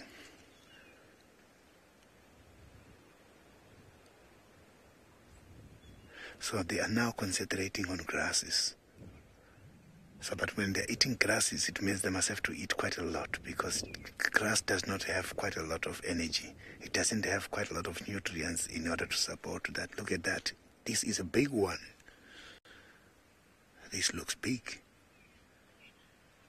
This is an amazing sighting. You can see that elephant is not worried at all. They are all stationary feeding. Look at the babies coming. So this is cute.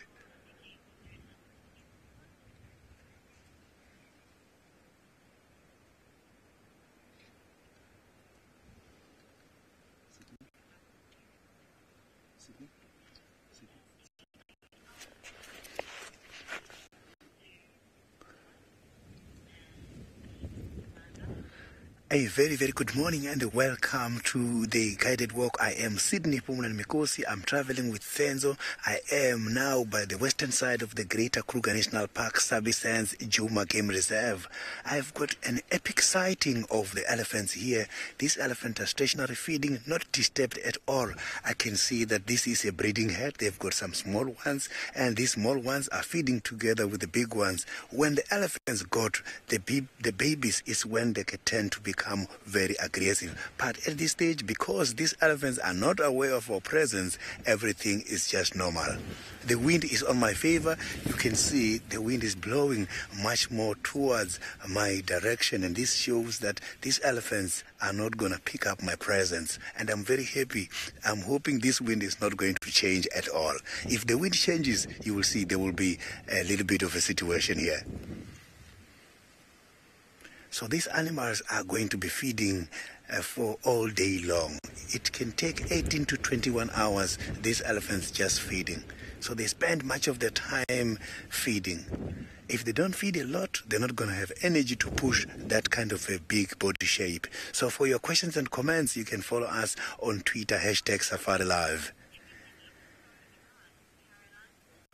Caroline, we are right on the dry season. Everything is looking completely dry. Yes, where I am, there is a little bit of the green bushes because of the fact that it's consisted of the evergreen trees. And these evergreen trees, they still have got quite a lot of nutrients at the moment.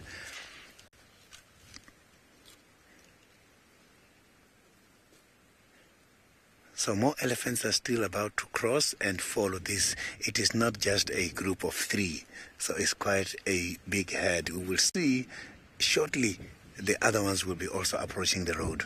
I am seeing them. They are in between the bushes and they are hiding at the moment. Rosemary, sometimes elephants, they do lie down on the ground to sleep, and you will see this is what they do. They like to find a place like this where they can use something like a termite mound as a pillow, because that very big body size must have to lift the head on something so that when they wake up, they're not going to battle. When they sleep by the flat areas, sometimes they battle in order to stand.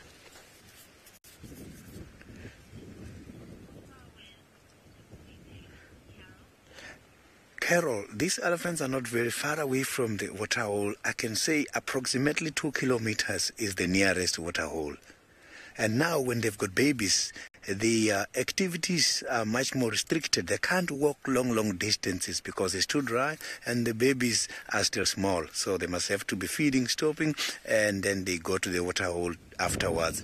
They can consume up to 150 to 200 liters of water a day. They are so very water dependent. Look at that, another one is coming. This one has got the big tusks.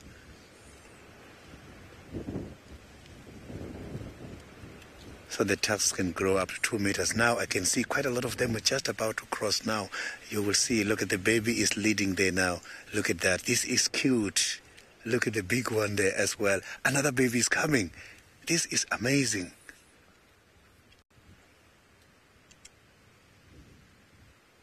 So this is quite a lovely sighting. I am really enjoying this. We are having a great experience. Helen elephants, they are lovely animals indeed. And I like them because they are so peaceful. When the bull is on mast, that is when they can be dangerous. Mast is an unpredictable condition which is caused by the level of testosterone.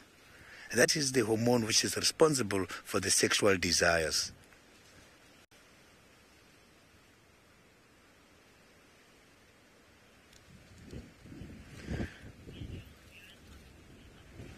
So I can see now that these elephants are very stationary, and this is bringing us to the end of the special broadcast. Thank you very much for all your questions and comments. Now I'll be heading to the normal game drive.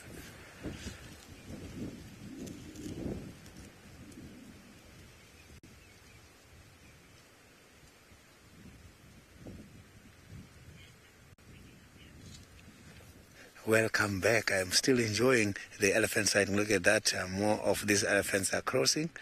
So you can see that it's not just a small head. There is still more elephants to come from that side. So we were very lucky. Listen to that. So now these elephants are communicating, and all we are going to do now is to leave, because we don't know if they are doing that because they have picked up something to do with our presence, or they are just talking to each other. So now let's go back to Tristan.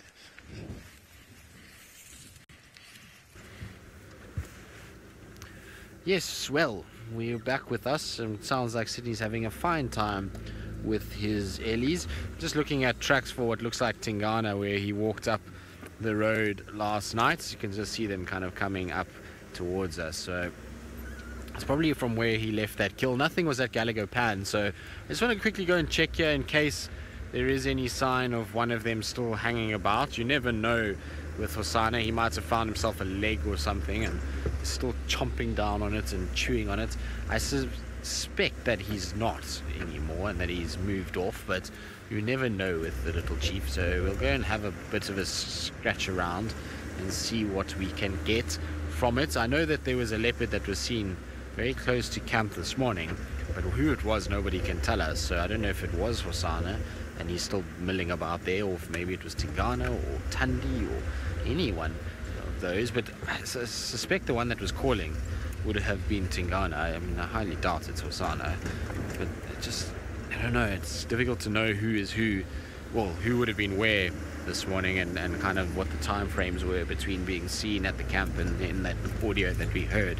Could very well have been Tingana, but I'd be intrigued if it wasn't Tingana, because he was obviously seen drinking at the dam camp at, I think it was like 12 or something like that last night, which means that he hung about all night before getting going again, and he then came back on himself to walk around the camp, which I'm not really sure would be the case. So I don't know. We'll see. Let's go and have a little look here and just check if there's any sign. If there's nothing here, then we'll go and kind of scratch around a little bit more. But in the meantime, somebody who's having all the luck this morning is Stefan Ventura, and he sounds like he's now found something that's kitty-like in the distance. So, we've got some lions.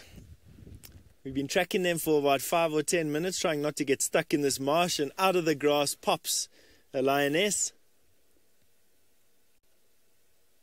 And the rest of the pride is just in front of her, or at least around her, making their way into the thicket. There's one there. And a safari vehicle. Trying not to get stuck, the same as we are. It's been a dance, I must be honest with you. The soil in this marsh is super saturated, and we are having to drive faster around some puddles. You can just see how muddy they are. And what is quite nice, if we go right, we can actually tell the story. Let's pan all the way right, down to the end there where we've got some other vehicles. There's some lion just further right, I think. There we go. There's a big male lion. And I think that these females have moved away from him. Yo, that is a huge male lion. It looks like he's there. Oh, he's picked up a zebra carcass. So you probably find that these lioness caught that zebra last night. Male lion came running in and has stolen it. And now they are slinking off back to their lair after, hopefully they had some of it. That doesn't look like the entire zebra is there. And there's a jackal behind it as well. Awesome. When the lion feeds, there's enough scraps for everyone. The title of one of Wilbur Smith's books, one of my favorite authors. And in fact, one of my favorite books as well. There is a lot of action here at this marsh. Some vultures on the ground here in front of us. Some topi looking on. Some woolly-necked stork. Grey herons.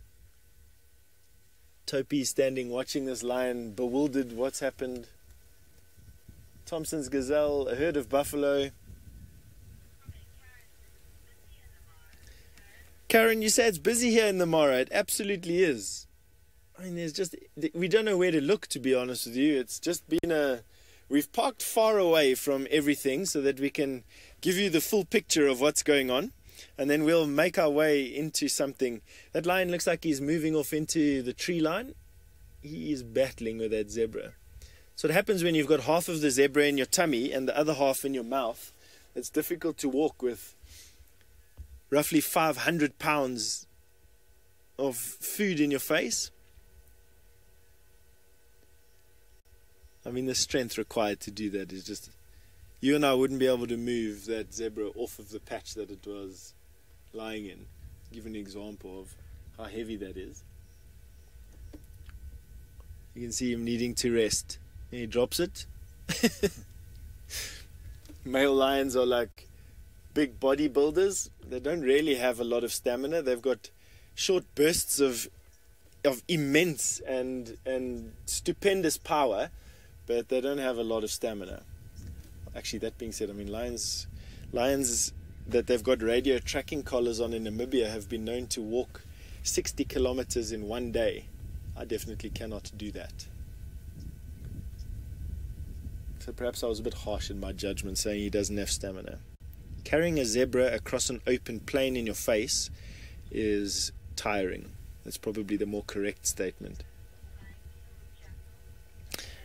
Anisha, you'd like to know if lions would kill the jackal. If they got close enough and were unwary, but jackal are really agile and very wary, and it's very difficult to catch a jackal. I've watched cheetah give jackal a bit of a hiding before, and I've actually watched a zebra bite a jackal's tail off, but I've never seen a lion catching a zebra before. I mean, excuse me, a lion catching a jackal before. A lapse of concentration while I'm watching this beautiful scene of a male lion disappearing into an impenetrable jungle.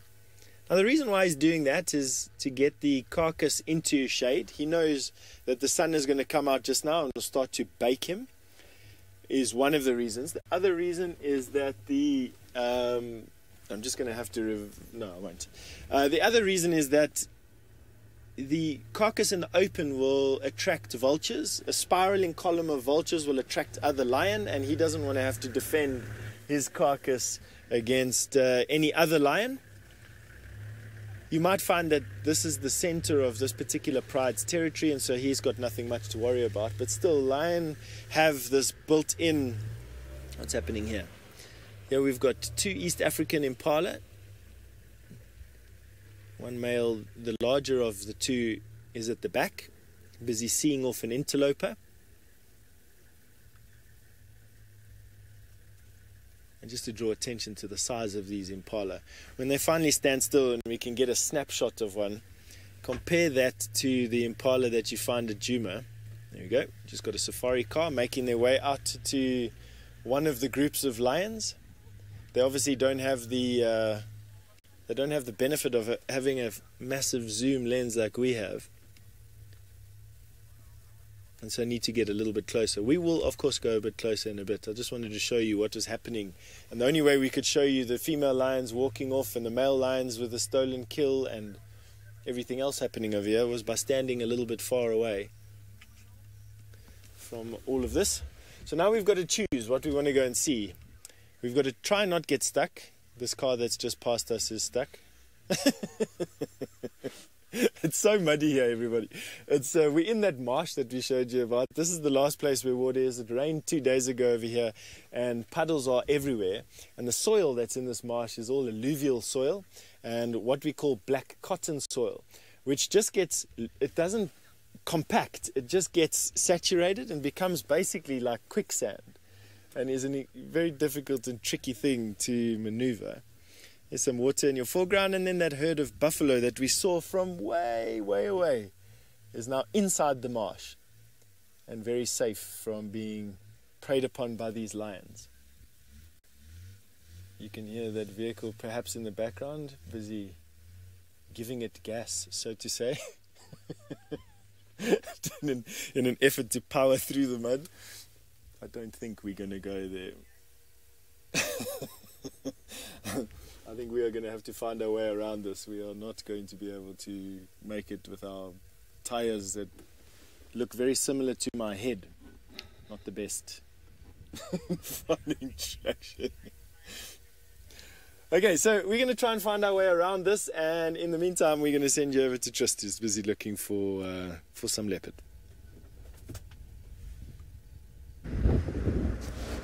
I am indeed, but we're not having much luck. We just checked the sitting in that area, so we're just now bumbling really and just enjoying a beautiful morning. There's no clouds in the sky, there's a bit of a breeze blowing, so it's not too hot, so it's a very pleasant time to be out. There's quiet on the animal front. Since we saw those lions, we haven't seen much else, but it's still a pretty day to be out and about and to be looking for things. So you never know. Well, obviously when we're out here, things can happen at any time, and you can randomly find any animal kind of appearing. Now unfortunately there were dogs and cheetah that were in the west recently, but the cheetah apparently went back towards Ottawa and the dogs into Londolozi. I'm not sure which cheetah they were, I just know there was 3 of them, so I'd imagine it's that female with her 2 cubs. As for which pack of dogs it was, I suspect that it's the big Sands pack that was around. They went, like I say, back into Londolozi, and so, you know, no sign of those guys coming this way, which I'd hoped they were going to do. I was hoping that the cheetah would have gone from Elephant Plains and kept coming to the east, but instead they turned and went back west again. They had a bit of an altercation with the EP clan of hyenas, and so, you know, they kind of, I think, got pushed off that direction. Is all migratory species arrived in the area? No, they haven't. So we're still waiting for carmine bee-eaters, European roller, steppe eagles. I've seen a photo of one at Mala Mala this week, but I haven't seen any here on Djuma yet. So theoretically steppe eagles. What else? Redback shrikes I haven't seen yet. Lesser grey shrikes I haven't seen. What else? The cuckoo species. No, so I have not seen. Well, I mean, I know somebody said they heard classes on the dam cam the other day. I certainly haven't heard any of the cuckoos being incredibly vocal lately. I think it's so dry that not many of them are around. But I mean, theoretically, I did hear a Diedrich the other day, which was nice, but not in the normal numbers. Great spotted. I think Brent saw great spotted the other day in Hoedspruit, but nothing here. No thickbills, no black cuckoos have been quiet as well, although I have seen one. So while they seem as though most of them might be starting to arrive, it's still in very low numbers, and I'm sure it's because of how dry it is. As soon as we get some rain, pretty sure we're going to hear all of those cuckoos starting to call and to sing and actually come out. Now, rain is forecast tomorrow and all the way through to Friday, so hopefully there will be some more cuckoos that will be out and about. But I haven't seen classes, I haven't seen Diedrich, I mean, I've heard Diedrich, I haven't seen emerald, great spotted, thick-billed. I haven't seen Jacobin or Levalence yet, even though I know we had one on screen the other day. So, you know, the cuckoos are very, very, very scarce at the moment. Lots more should start coming through as soon as we get rain. So then we'll start to see that influx of Jacobins and Levalence and the likes kind of coming in this direction, which will be nice. It's always adds a bit of splash of color and vibrance to the bush. But you can see, I mean, it's crazy to think that we're almost in November and the bush is as dry as it is now. It really is. I was looking at photos from last year, and even by now last year it was starting to green up a lot more than what we see now. The fact that it's kind of the 30th of October and there's still trees, most of the marulas do not have leaves, is quite something. I mean, it's a long time since we've had the bush as dry as this late into the year, and so rain needs to come now, and proper rain, not just a few drops like we've been having. We need to have quite good rains if we are to kind of get this to recover. You can see the grass layers are starting to really kind of get hammered with all these buffalo herds that are moving around in these areas. You're starting to see that these kind of places are starting to get worse and worse, and there's definitely less grass than there was last year. Now, talking about those that eat grass, there's some zebras on our right hand side. So let me just go back a little bit. Here we go. So we see these guys not that often. I mean, zebras are around on Djuma, but never in great numbers. This particular herd has been hanging around down on this sort of southwestern side of Djuma, and has been feeding quite a bit here, and it's probably the area that has got the thickest amount of grass that I've seen on Djuma at the moment. This is probably the longest sort of grassy area that we've got, and so probably the best grazing nutrition for these guys currently within the Djuma kind of area. And so what you find is these guys seem to be moving a lot between here and kind of Arethusa airstrip and Red Dam, and that's probably because of a water point of view. There's very little water on Djuma now these days. In fact, there's only really water at Gallagher and Vuyatel, and a little bit now at Buffelshoek, not very much at all. So, you know, these guys are going to move a lot, and so Arethusa is probably the better place for them to go and find water. Now, these guys are on the move. It sounds like Steph up in Kenya has wangled his way around and figured out how to get to where the lions are, and it sounds like he's got one of the lionesses also moving about. Now we got a little bit closer to this pride that we saw disappearing into the bush. And from the looks of things, this is the marsh breakaway pride. And this is a youngster.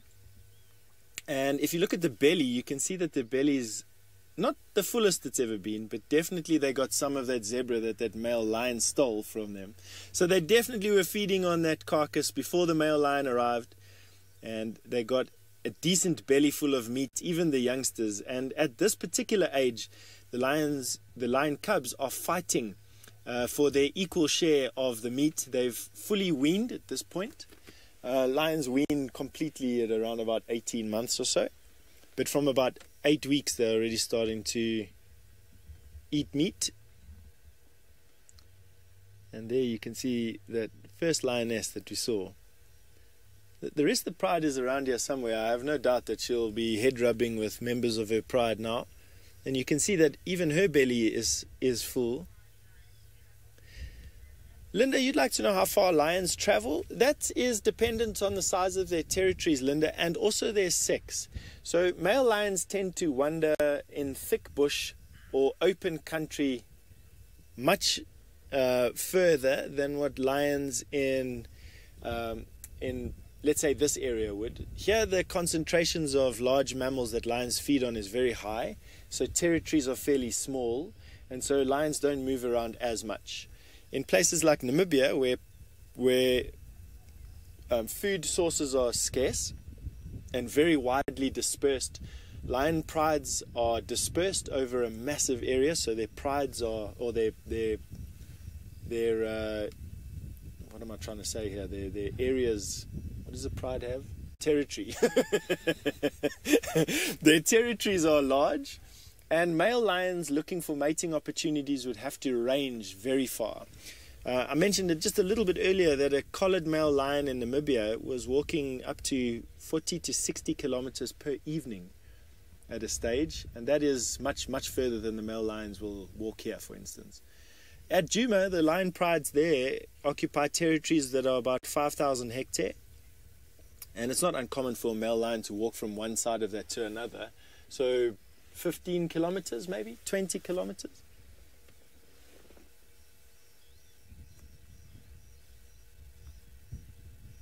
Now there's where the pride killed, I think. Let's follow those vultures if you don't mind, Manu.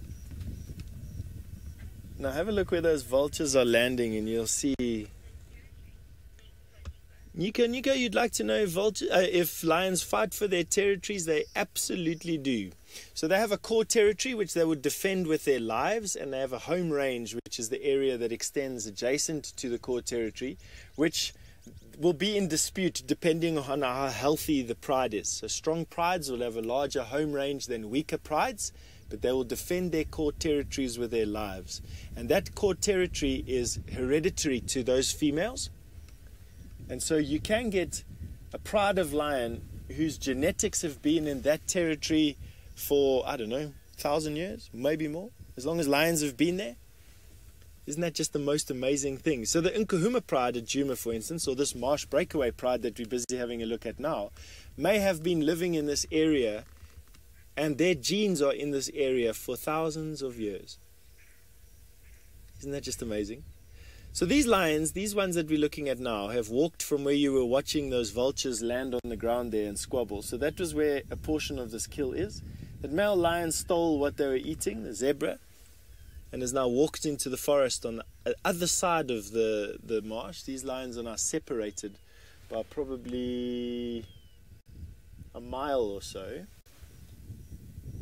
And they will lie up the rest of the day in the shade under these trees, digesting that belly full of meat. They won't have to hunt tonight, looking at how full they are, but they probably will. There's a lot of animals around this marsh, and these lions, being supreme opportunists, will not let an opportunity slip by if they can possibly capitalize on it. What's she doing? Oh, she's hiding away. These youngsters are always playing with one another. Now that lion's got a nice full belly. Have a look at the rosettes on the skin of the lion standing up on the left hand side. Next time you have a look at a leopard, correspond what you've just seen here with the rosettes that you see on a leopard or the rosettes that you see on a jaguar's coat. Lions have evolved this tawny colored coat from a rosetted coat. In other words, lions have a pattern on their skin. It disappears with age. At about 2 years to 2.5 years, they lose that pattern that you're seeing on that lioness.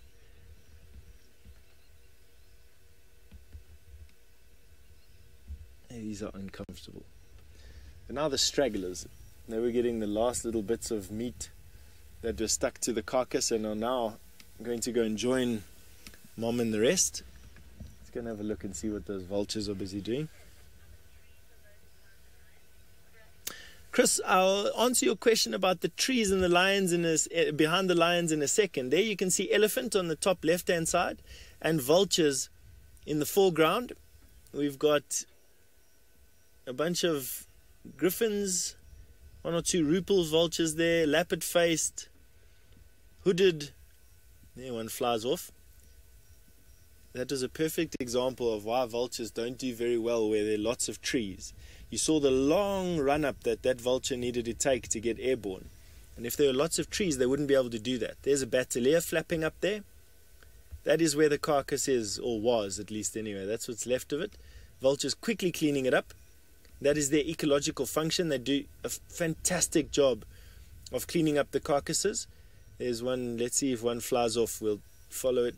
Look at the long distances that it has. See, low to the ground. If there were lots of trees, that vulture wouldn't be able to take off. And there you go.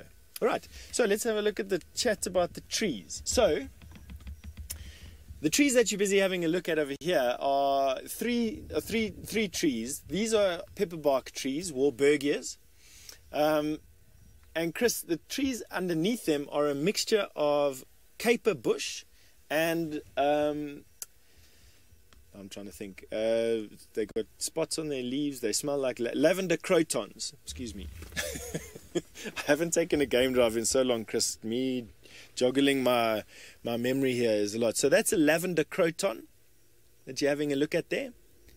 And the taller trees that you're having a look at are pepperbark trees, Warburgias. And they form the majority of the thickets here. And then you have where the lions walked into, which is just on the left-hand side. The scrubby bush that you're seeing there is the caper bush, woolly caper bush. And that is the bush that the rhino like to eat. The black rhino really enjoy that thicket.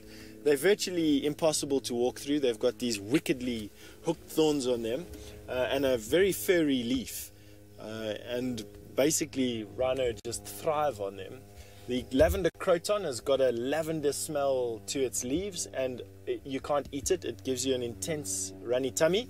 And then the Warburgias, which are the tall trees that we're looking at, leaves burn like the hottest chili you've ever tasted in your life, and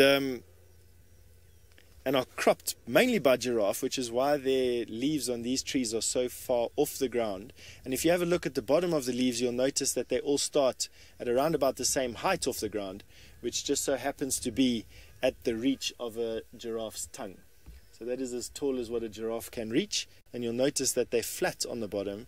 They've been browsed flat, and gives the distinctive look. If we pan left, sorry Manu, if we pan left into that forest, you'll actually see there you go, you'll actually see the browse line. If you don't zoom in too much, you'll see the browse line there as a distinct line on the bottom of those trees.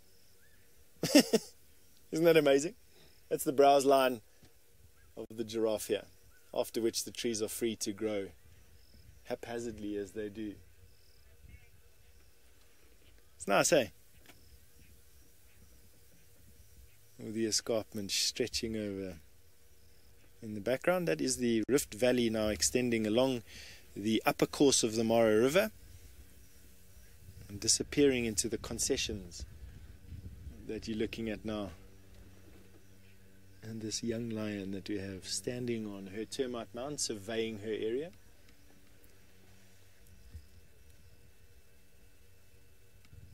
Some zebra in the background, noises that are filtering through the bush now, with the exception of that of the aeroplane that we're hearing. Some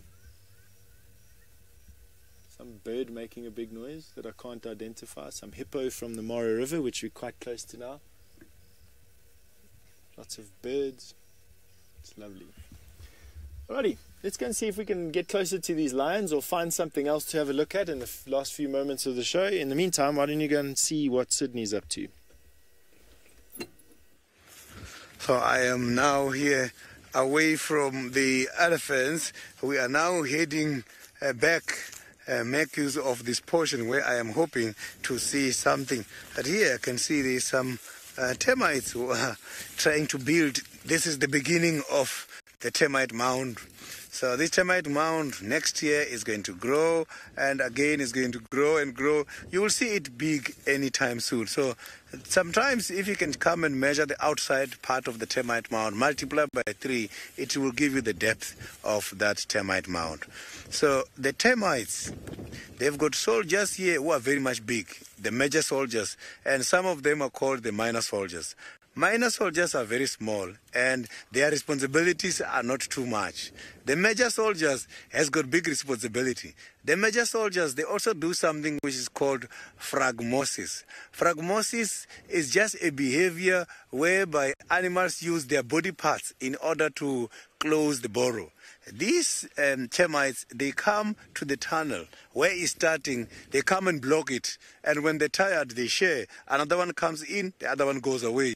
And that is where they stop the intruders such as the ants from coming to eat them. So these insects are so clever. But these big workers and small workers must look after the soldiers when they're fighting. Bite. Every bite secretes quite a lot of fluid from the body. The workers are responsible in order to bring them food all the time, because if they don't bring them food shortly after they have discharged the fluid, they are going to die. So you can see that the workers are responsible to rescue the soldiers every time there's a fight. When there's a fight, the workers must be on standby in order to go and assist and feed the soldiers so that they can again be strong enough to defend. So this Minamu, the termites, the bite is not harmful to human at all.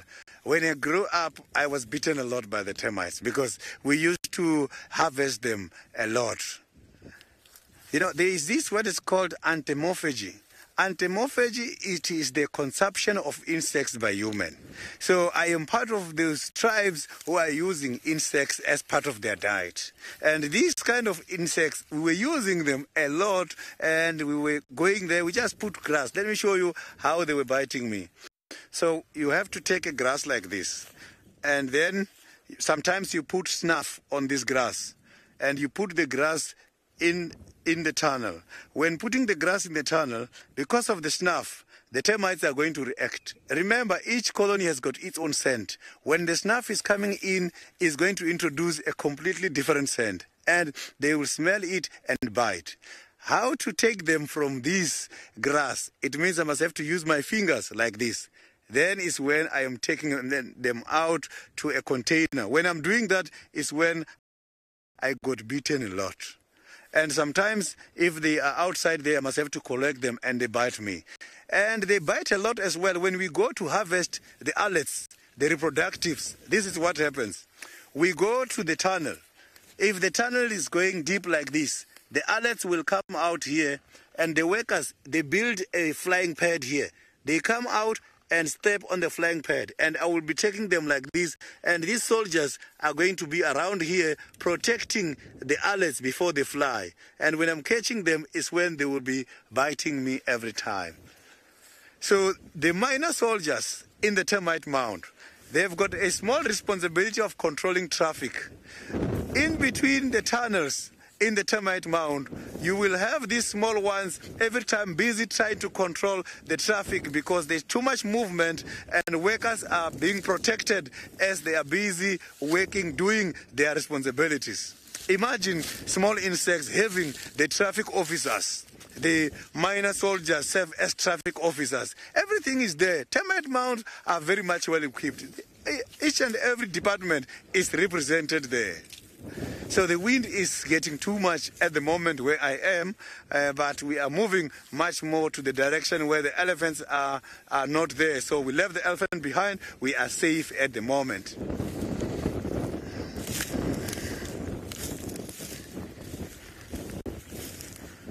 So now let's go to Tristan, who's got the lovely monkeys.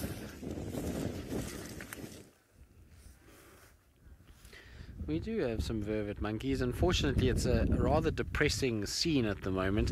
As you can see, there's a large, that's a big male vervet monkey. You can tell by his little blue testes that he's a large male, but he's trying to get the last bit of probably moisture, and maybe even a few little salts that have dried in Treehouse Dam, and it was depressing when we got here because there was 3 or 2 kudu, a whole bunch of impalas and these monkeys, and they're all just staring at this mud in the hope that there was going to be something. And well, as you can see, there's absolutely nothing left here. There's just some soft mud that is baking dry in these hot, dry conditions. And it's kind of, like I say, a bit depressing when you get here and kind of see all these animals that have walked just to get to water, and there's not really much there. But it is part and parcel of life out here. This is a natural kind of thing that happens. Obviously it's drier than what we would want it to be at this time of the year, and most of the time you'd normally see some water being around, but you know, this is kind of how it goes. And a lot of these points of water wouldn't actually been here if it wasn't for the fact that people actually put dam walls up and the likes. And so even though it's sad when you see them kind of congregating around, you kind of got to remember that it actually wasn't water here to begin with, and so they've just gotten used to water being here, and it's what makes it hard for them is they've now got to go somewhere else to find water, and that means they've got to kind of move. And I guarantee that most of them will end up going towards twin dams, and they're going to be just as disappointed when they get there. But it's crazy to think that Treehouse is just a barren bowl of nothing, and that there is no water left here for any of the animals that come to drink. We saw the Nkuhuma Pride come past here the other day. I'm pretty sure Hassan and Tingana have been both past this area, and there's tracks for a female leopard also coming past from yesterday by the looks of things. So a lot of animals still trying to figure out where to get water, and it means that everything's going to move a lot more than what it usually was until such time as the rains come, because they're going to have to do long distances to go and get water. I was watching Hosanna the other day. He had to walk from his carcass or Philemon's all the way towards the dam camp just to be able to get a little drink of water, which is a long way if you think about it. And so I'm pretty sure most of the animals will be looking forward to summer when at least there's, you know, some semblance of water in even the puddles. Now I believe a lot of you are feeling a little bad for the monkey. I actually think this monkey might be not looking for water, but maybe potentially little food items. You see how it's every now and then just kind of puts its head down there, so I don't know what it's finding. So one of the Niconico viewers, yes, there might be minerals in the mud. That could be a reason why they're here. They might also be finding a little seep of water that's just somewhere in amongst all of that kind of dry mud. But I would imagine there are minerals inside here. You often find when mud dries out, or where water was and it dries, that animals will go and eat that soil. And so geophagia is basically to absorb nutrients that they don't get in their diet by eating soil and mud and the likes. And so I wouldn't be surprised at all if that were the case, that there was little bits of minerals that these guys are actually getting. But look at that, you can see there's a few of them around. There's some impalas that are just sitting close by, kind of not really knowing what they're going to do about life and where they need to head. Unfortunately, impalas, there's nothing left here. You can see that impala's walking down expecting a puddle somewhere, but alas, it is all dry, guys, I'm afraid. Shame. Desperate times.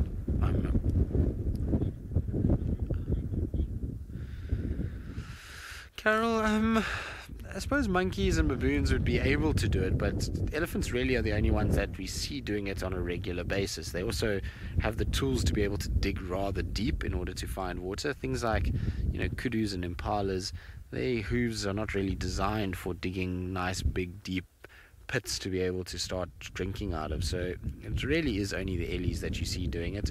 I've never seen any of the other animals try. I'd imagine if they got really desperate that you might just see them trying to kind of do something, but you know, it's really only them that we see that behavior happening.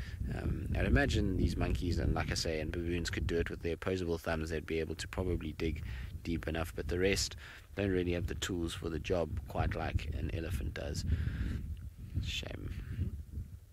And like I say, it's always hard at this time of the year to watch animals kind of go through this lack of water period, but it is extreme this year. I mean, obviously last year we didn't get enough rains as it's been for the last few years, and it's meant that most of our dams are just so low and the water table is so low that they just can't kind of keep up with the heat and lack of water that's fallen. So it's why it's dry like this.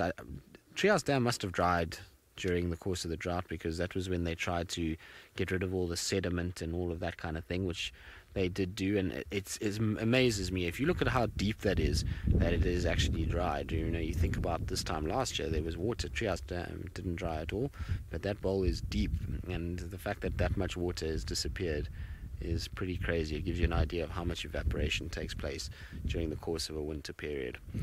Anyway, let's carry on. Let's see what else we can find and see what other animals are out and about, and I'm sure the monkeys will find some sort of water at some point. Now, one animal that's very good at, and funny enough, talking about digging and looking for water, they may not dig for water, but they're very good at digging around in the mud in order to cool themselves, and it sounds like Steph is hanging out with some of them. Definitely is such a massive contrast between the superabundance that we've seen today in the Mara here in Kenya and that very dry, deficient environment that Tristan is showing you there, with this poor monkey that was, you know, licking up the minerals or whatever it was managing to do there. We're looking at a warthog. So this is just to add to our species list for today. Another one of the species that eat grass and would thrive on the edge of this marshy area. This is a fairly large male warthog.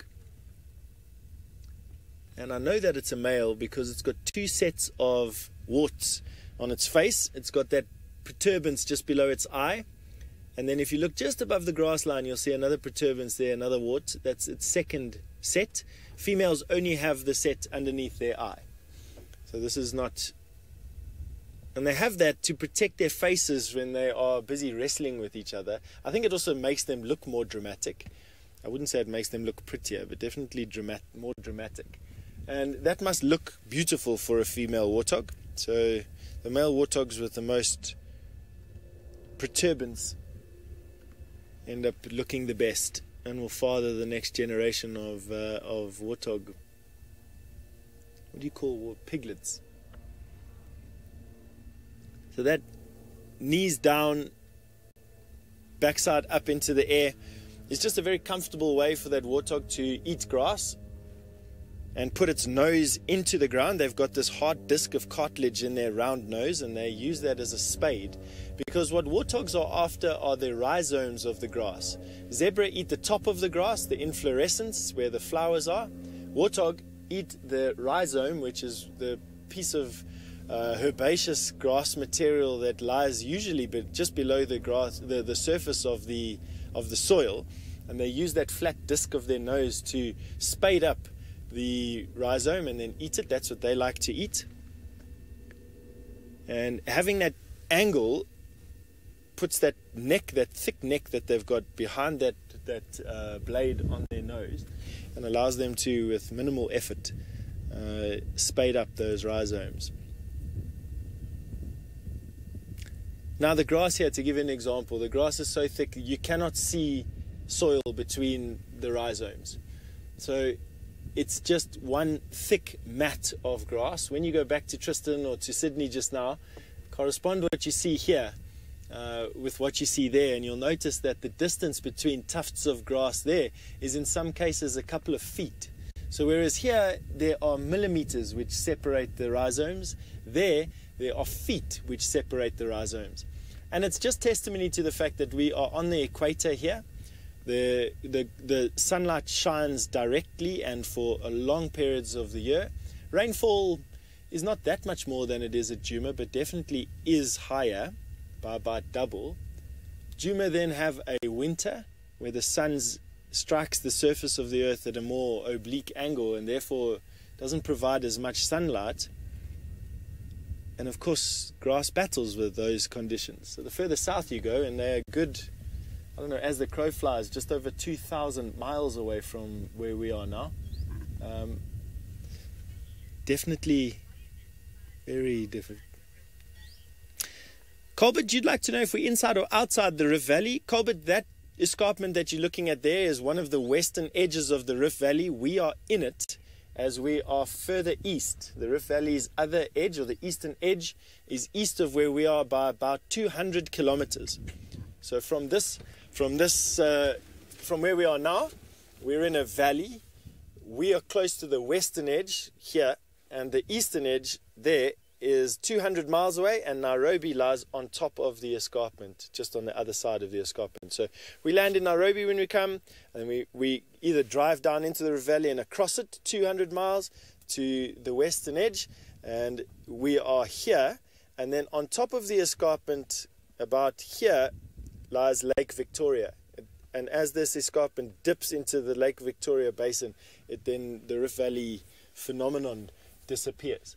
So the Rift Valley is busy widening, it's busy splitting off a chunk of Africa. You can have a look on a map of Africa from Eritrea near to Ethiopia, all the way down to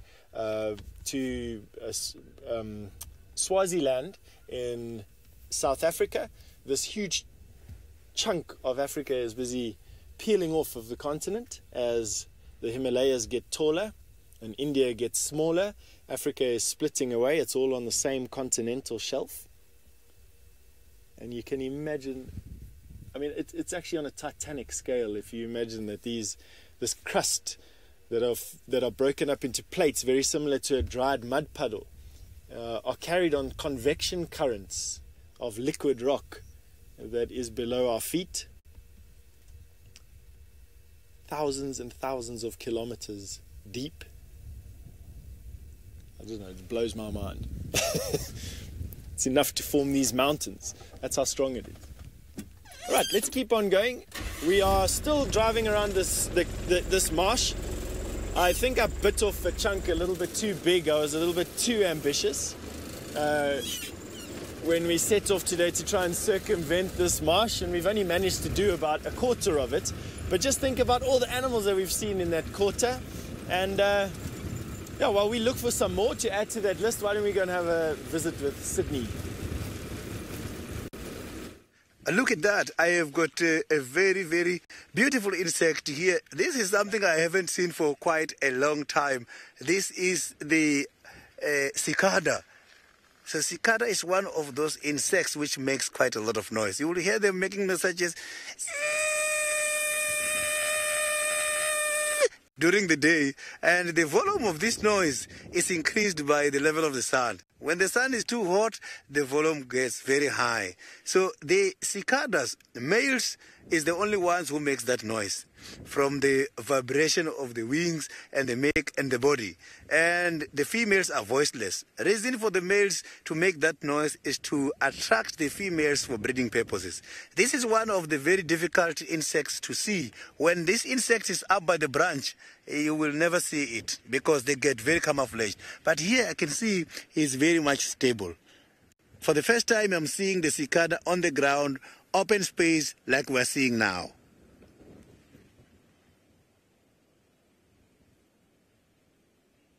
So they are part of the flying insects. So they fly and then they just land on the tree branches. So look at the big ears they have got.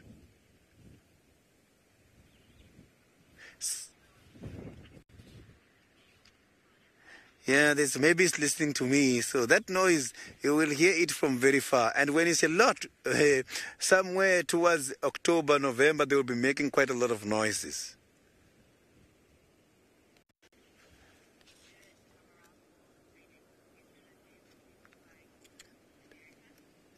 Yeah, they are occurring in quite a lot of places. And their noise also attracts the snakes.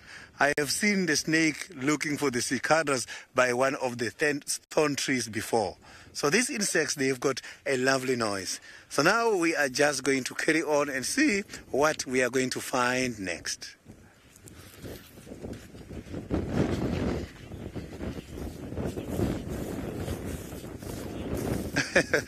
Niang, I haven't eaten the scorpion yet, and scorpions, those ones are not part of our diet traditionally. But scorpions, they do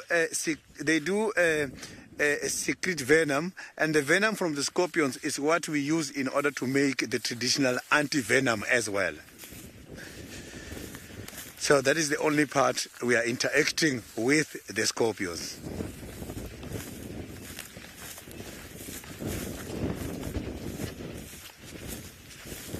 Maybe I'm gonna I'm going to find something here where I'm walking at the moment, because I can see that the grasses are moving all the time.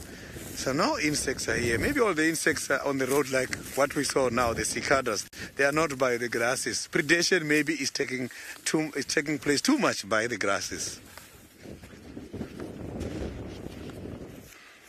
So you can see that the color of that cicada, when the cicada is landed here, it's not going to be easy for us to see it from a distance. And also if you come much closer, you will just hear the noise and you won't see it. When you come this side, that cicada is going to go to the back of the tree. When you go to the other side, it's going to go just like this and you won't be able to see it. Oh, the tree just took off my earpiece. But I got it back again. So now, let's go to Tristan.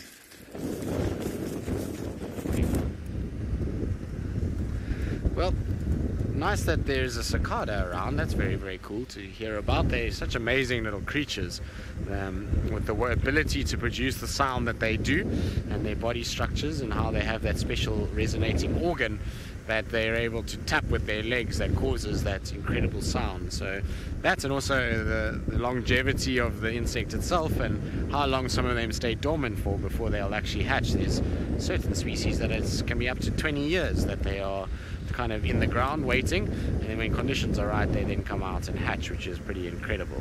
And nice to see them. If they're around, then it should theoretically mean summer is on its way. Now, it's very windy. I'm sure you can hear that it's quite windy this morning.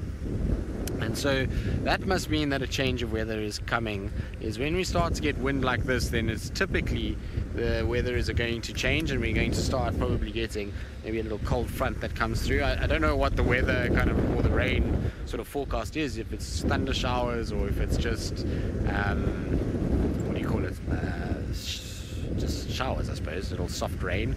I'm not sure. Your little thing says thunder showers, Kirsty. Okay, well, let's see how it goes. Does it say how much rain we're going to get, Kirsty?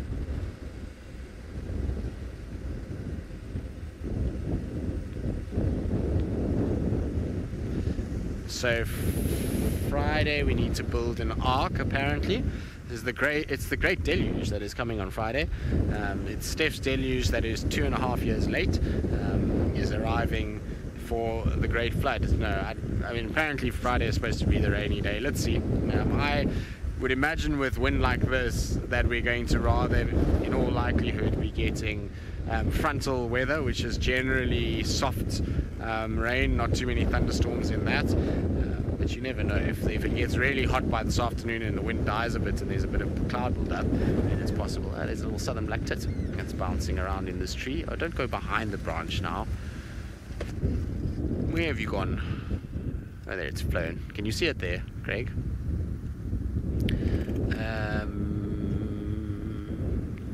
Do you have it, Craig?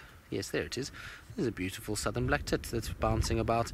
They're pretty birds, these. They're kind of black in coloration with that little white marking around the sort of wing areas. So quite common in this area. You hear them a lot more than you actually see them.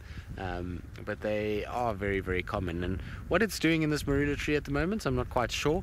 Maybe looking for any signs of little food items that could be hanging about on the actual tree itself. There's often little insects and things that it could be potentially picking up. This particular marula tree does not look like it's got any fruits on it yet. It looks like it's barren and therefore maybe is not going to produce this year. But very nice. Well done, Craig. Good camera work to be able to keep up with the little tit that's kind of bouncing around inside here, especially with the wind, because they kind of, when they fly, they go a little further than you would expect. And there's two of them, as well as a black-headed oriole, which is it's just flown away, so never mind. So I was going to say it was a nice view of a black-headed oriole, but it's also kind of disappeared out of the tree itself, which is not ideal. But you can see the wind, how it's howling through those leaves. It really is kind of gusting this morning, and lots and lots of blowing around. Now, I believe a lot of you are saying you're hoping for rain. Yes, indeed, rain would be quite nice. What you can also see is that there's quite a lot of activity in front of us from a point of view of people walking around, as well as a car that's going to drive past. This car has plagued our shots over the last day.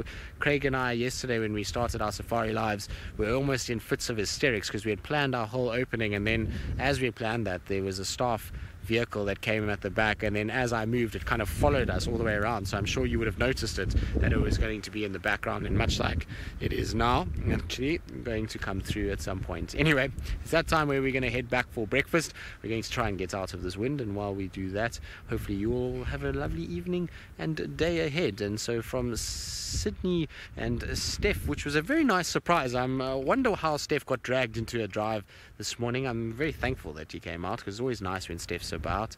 But from Steph and myself and Sydney, like I said, at Camops and Kirsty and Final Control, it's been an absolute pleasure. We'll see you all this afternoon for the Sunset Safari.